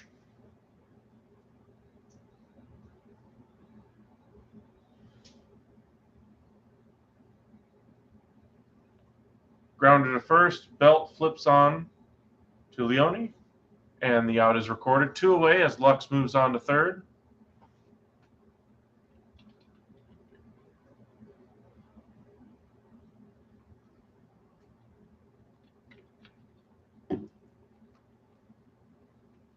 Great job to get over there by Leone. You know the pitchers don't exactly take fielding practice nowadays during the season. Most of their fielding practice comes in spring training. So it's nice to see midway through the season those skills are still there. Trace Thompson, who had a double and RBI earlier, is in. Base hit scores Lux. That pitch misses low. Bounces in the dirt. Nice block there by Bart. Keeping the ball close. 1-0.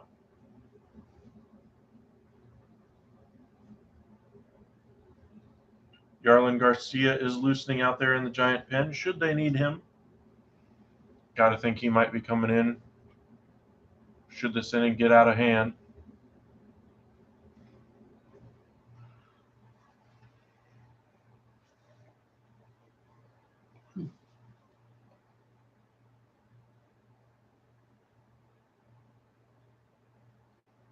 Dodgers are 2 for 8 with runners in scoring position. A nice hard hit ball by Thompson to deep center field. Off the wall. Yastrzemski took a jump at it. I don't think he needed to, but that ball bounced back into the center field. Trace Thompson is going to dig for third. He's going to slide in well safe. However, this game is tied. Dodger Stadium is bananas again. 6-6 our score now. Trace Thompson with yet another extra base hit in this game. And the Dodgers even it up here in the bottom of the 8th. Wow. This is a competitive game, at least in the second half of this one. First half, all Dodgers right now. Dodgers trying to claw their way back in. Kind of what you have to do, especially when you're at the bottom of your lineup. Nice piece of hitting there by Thompson, just taking it where it's pitched. Kind of deep left center field. A little bit to the left of center field wall anyway. Looks like we will have a mound visit here before Cody Bellinger digs in. Bellinger on the year, 208 average, 641 OPS with 11 home runs. Slater honestly did not need to jump for it. Lost his glove over the wall as well as he banged into the wall.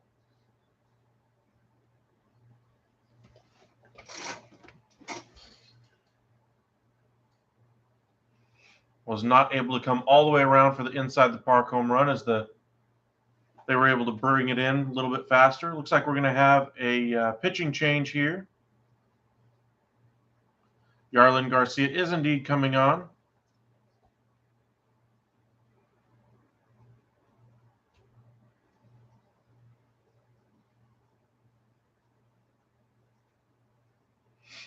Giants outfielders exchanging defensive lineup cards anyway.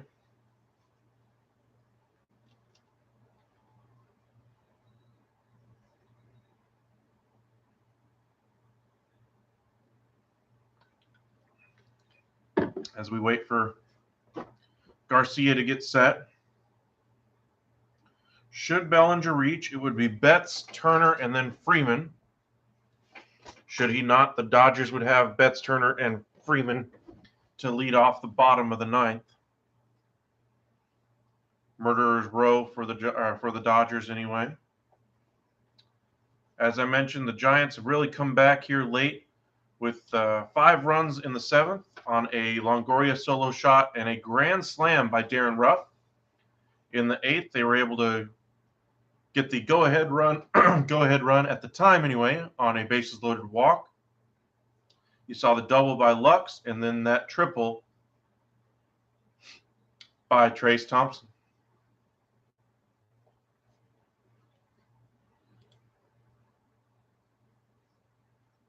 For the Giants, they will have Ruff, Belt, and Flores. They're 1, 2, 3 in the 9th. So if they can get the out here, it'll be a brand new ball game going to the 9th. Garcia in 30 games has a 1.91 ERA in 33 innings anyway. See if he's able to get some success here. Send us all square to the ninth.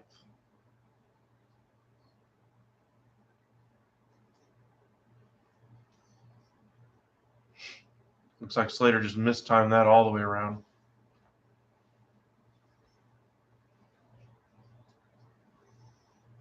On Cody Bellinger bobblehead night, wouldn't it be fitting for Cody Bellinger to get a home run? He is 2 for 13 in his career versus Garcia with 6 strikeouts. He does have a home run against him, though. So there is reason to hope. Rally caps are indeed out for the Dodgers.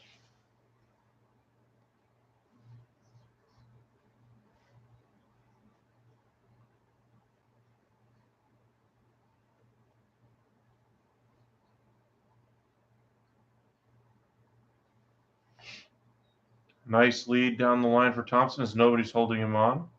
That curveball, slider, whatever you want to call it, missed well outside the zone. 1-0.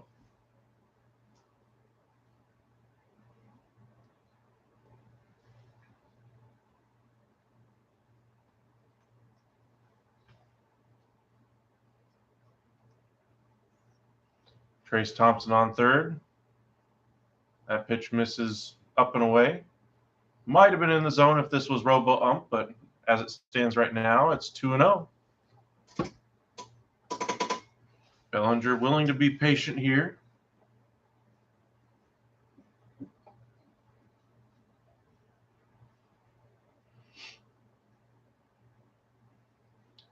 The set and the pitch well outside, and that's 3-0.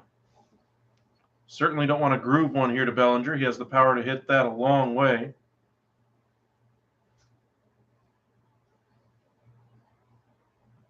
Looks like the Giants were going all in on being able to retire Cody Bellinger with a strikeout here with a left-on-left matchup, but nope, Cody Bellinger walks on 4 straight pitches.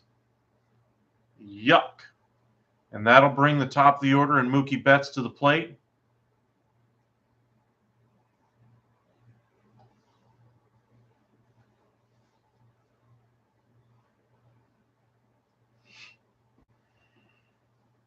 A lot of movement down that Giants dugout right now.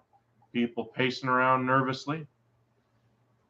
Betts on the year, a 262 average, 20 home runs, 47 RBIs, and an 857 OPS. Runners on the corners with 2 outs here in the bottom of the ninth. Bart sends out the defensive signals and gets back behind the dish. Pretty much all fans right now standing in attendance at Dodger Stadium.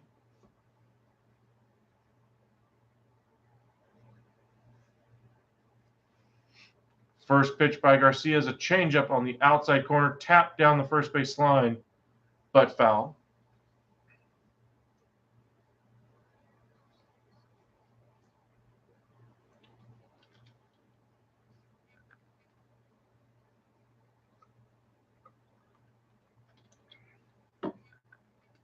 Oh and 1 here for Garcia to Mookie Betts as he gathers his breath anyway.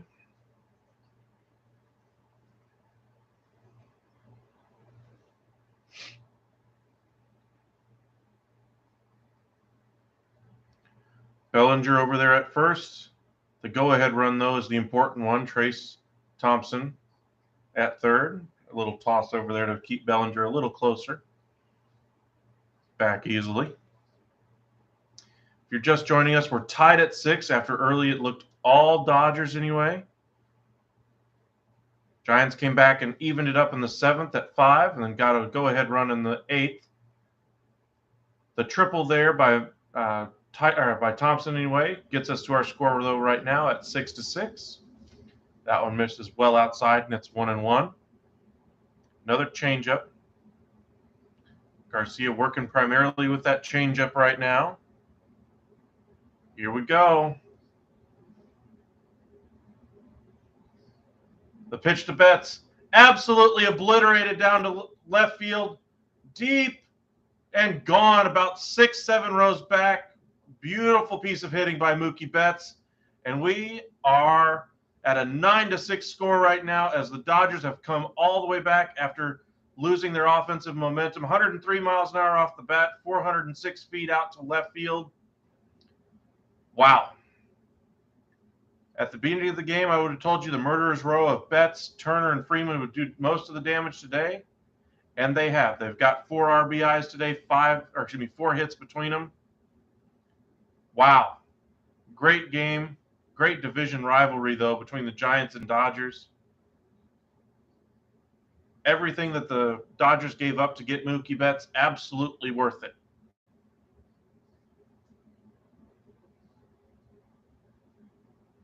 I think we chose the right game to stream. Didn't really have a choice, though. There's the only game on this late. So thank you, baseball gods, for working with us. Kershaw a little excited, as he should be. Dodgers have put a 4 spot on here in the 8th after the Giants had come all the way back to even it up in the 7th and take the lead in the 8th.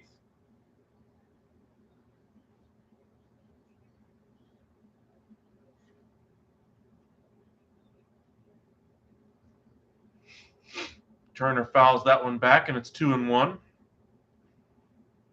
We'll probably have Kimbrel here in the 9th. Giants bullpen tonight, 2 2/3, 4 hits, 4 earned runs, 2 walks and 2 strikeouts. All 4 of those runs here in the 8th. That one bounced into the zone, and it's 3-1.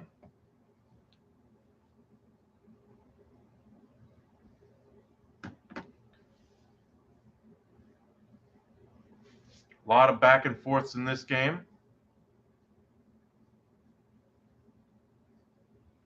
The set by Garcia and the pitch. This one popped up. Shallow right field. Well underneath it is Gonzalez. Does not lose this one in the lights either. And that's the 3rd out of the inning. But the damage is done. We go to the 9th. Dodgers on top 9-6. 6 runs, 5 hits, 2 errors for the Giants. 9 runs, 10 hits. No errors for the Dodgers.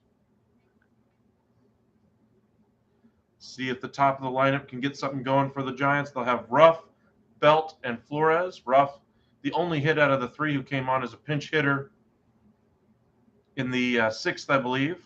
Got that grand slam in the 7th.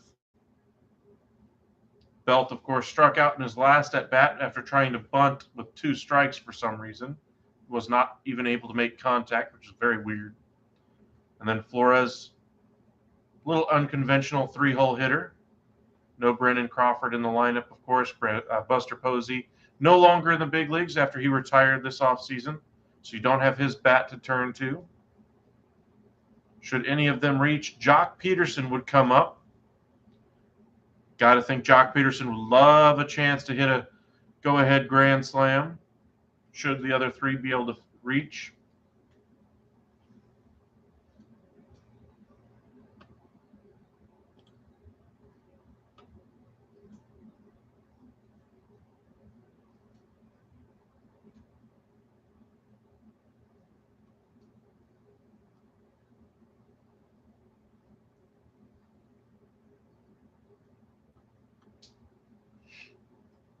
Looks like we're just about to get underway here in the top of the 9th.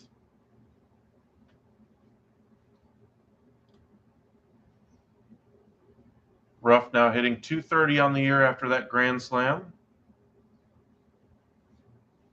He'll be up first.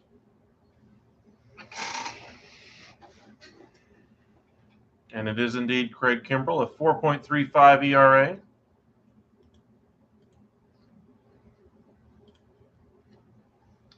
Age 34, longtime Atlanta Brave, traded to the Padres and then to the Red Sox, spent some time with the Cubs and White Sox, now finds himself in LA after being traded for A.J. Pollock, kind of a salary trade essentially, putting a little bit more salary in their bullpen as opposed to out in their outfield for the Dodgers.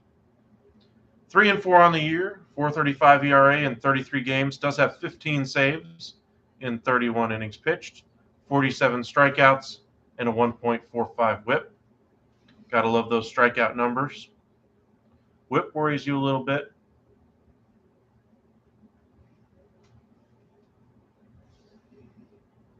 All-star Mookie Betts able to come through there.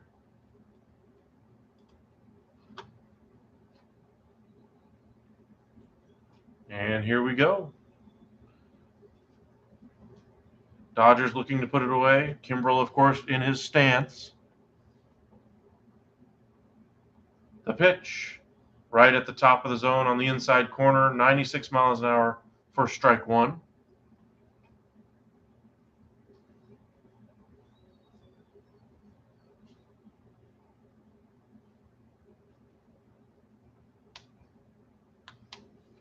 Going with the knuckle curve on this one, a swing and a miss by Ruff. Just not quite able to make contact on that one. 0-2. Ruff, as I mentioned, 230 hitter, 10 home runs, 36 RBIs. The set by Kimbrel. And the pitch. Well outside of the zone in the other batter's box, but Ruff unable to lay off that knuckle curve. And that's the first out of the inning.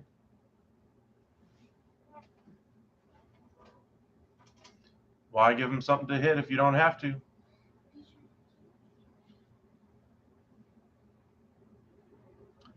Brennan Belt in there takes 96 miles an hour right at the top of the zone. Swing and a miss.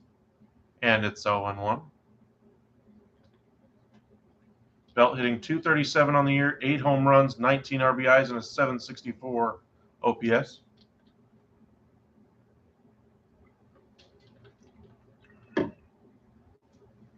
Another fastball here misses up, and it's 1-1.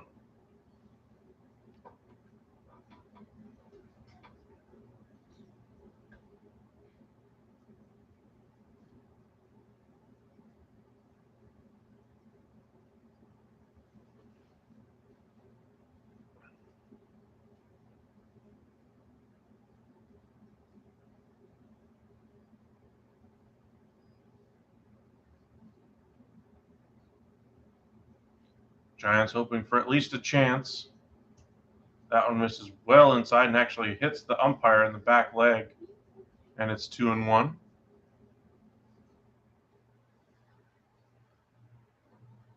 Umpire just shakes it off. Belt's career versus Kimbrel, 0 for 6 with a couple of strikeouts. Being very patient so far. This one misses high. Not by too much, though, and is able to lay off, and it's 3-1 now.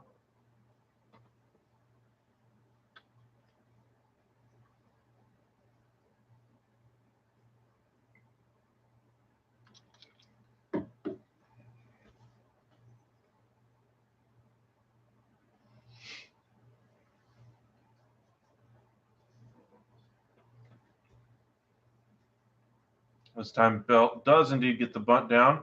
Muncy unable to barehand the ball and get him out at first. Looks like they were a little bit more prepared for the bunt attempt, but just unable to make a clean pick on it with the bare hand. And the Giants at least have a runner aboard here in the ninth against Kimbrel. Of course, you saw in the postseason how everybody was able to run on him. We'll see if the Giants kind of use that to their advantage here. However, they need 3 runs, not just the one, so why push it if you don't have to, I suppose, is the flip side to that argument.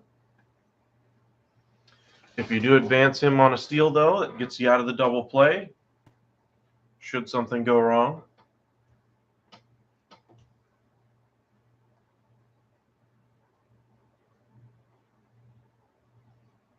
Wilmer Flores digging in.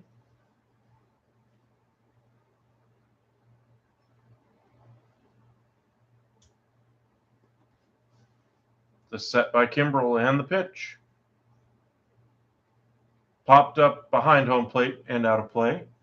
95-mile-an-hour fastball at the bottom of the zone, and it's 0-1.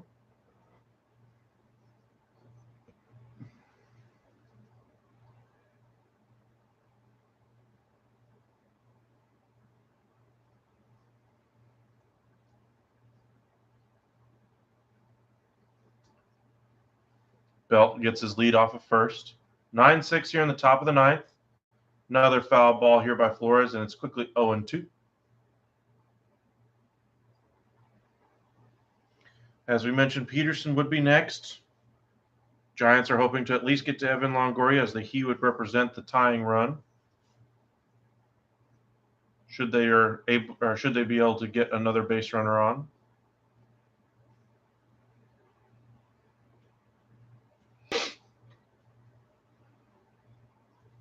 The set and the pitch. Swung this one kind of a lazy fly ball out to center. Bellinger settles underneath it, makes the catch. Second out of the inning. Kimbrel 1 out away from recording the save. A little bit shaky there for the Dodger bullpen. I say a little bit shaky, a very shaky bullpen outing today. May have been expected, rust, etc., being away from the game for a few days.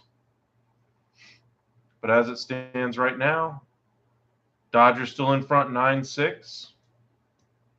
Jock Peterson 1 for 4 on the day. Did hit that double earlier today, hitting .258 with an .847 OPS and 17 home runs. The set by Kimbrel and the pitch. Swung on. This one's hard hit out into right field. Betts makes a nice diving play. Wow. And that's why you go make the signing or the trade for Mookie Betts and give him all that extension money he wants. Gets it done for you in offense and seals the victory with a beautiful defensive play right on the warning track or just before the warning track. If he misses that ball, that's at least a triple. Great piece of fielding there by Mookie Betts. Ends the game on a high. Our final today, Dodgers 9 runs, 10 hits, no errors. Giants 6 runs, 6 hits, 2 errors. Keep it tuned here to the Upside Sports Network as we will have more live streams for you tomorrow. And we'll try to put out a few short videos for you tomorrow as well. If this is your first time viewing us, hit that subscribe button and that like really matters a lot to us. Follow us on Twitter at UpsideSN. That way you can be reminded whenever we do post a video. Read the little caption, see if it's your team. If you want to watch the video, watch the video. If you don't want to watch it, go about your day. But anytime we post a video, we'll post it on there. That way you don't miss one single story from your favorite team.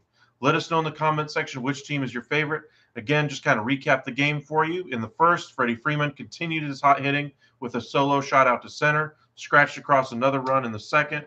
3 runs on a poor fielding anyway by Gonzalez after he lost the ball in the air, made it 5-0, and then kind of settled down for a little bit there until the 7th inning when a solo shot by Evan Longoria, followed up by a grand slam by Darren Ruff. They got the go-ahead run on a bases-loaded walk in the top of the 8th. Bottom half of the inning, a double by Gavin Lux, a triple by Trace Thompson, and then they were able to finally get another base runner aboard, and Mookie Betts hit the go-ahead 3-run home run. Game-saving play by Mookie Betts as well. Kind of a nice diving catch out to his left, out in right field anyway. Absolutely fantastic play. All in all, just a fantastic game. All Dodgers early, but they struggled a little bit with their bullpen. Okay, I say a little bit, a lot of it with their bullpen, and we're still able to scratch it out in the bottom of the 8th and be able to get the job done. But thank you guys for watching us. Appreciate it. And keep your eyes peeled for the YouTube shorts we're going to put out. On Saturday, we'll do a doubleheader as well of live stream games. We'll start probably around 6 o'clock, do the early one, and then a late one around 9. On Sunday, we do the early game about 11 o'clock in the morning, and then do Sunday Night Baseball around 6. We may do another game in between the two. Just kind of depends on the schedule. Let us know which games you'd like to see us do, what team is your favorite. That way we can try to incorporate them into our live streams. And as always, remember to follow us on Twitter at UpsideSN. Hit that subscribe button on YouTube. And like this video. Let us know what you think. But we really appreciate you guys joining us today. Again, your final: 6 runs, 6 hits, 2 errors for the Giants. 9 runs, 10 hits, no errors for the Dodgers. Phillips gets the win after giving up that go-ahead run. And then Leone gets the loss after running into that rough patch. Kimbrel, of course, gets your save today. Drops his ERA down to 4.22. But trade deadline is just a couple of weeks away. We'll be doing a live stream on August the 2nd anyway, going through all the deadline transactions that happen. Follow us on Twitter again at UpsideSN so you don't miss a single video. Whenever we do go live, we'll post it there as well. But thank you guys again for joining us. Really appreciate you guys. And y'all have a great evening. Remember, again, to like and subscribe. Thank you very much.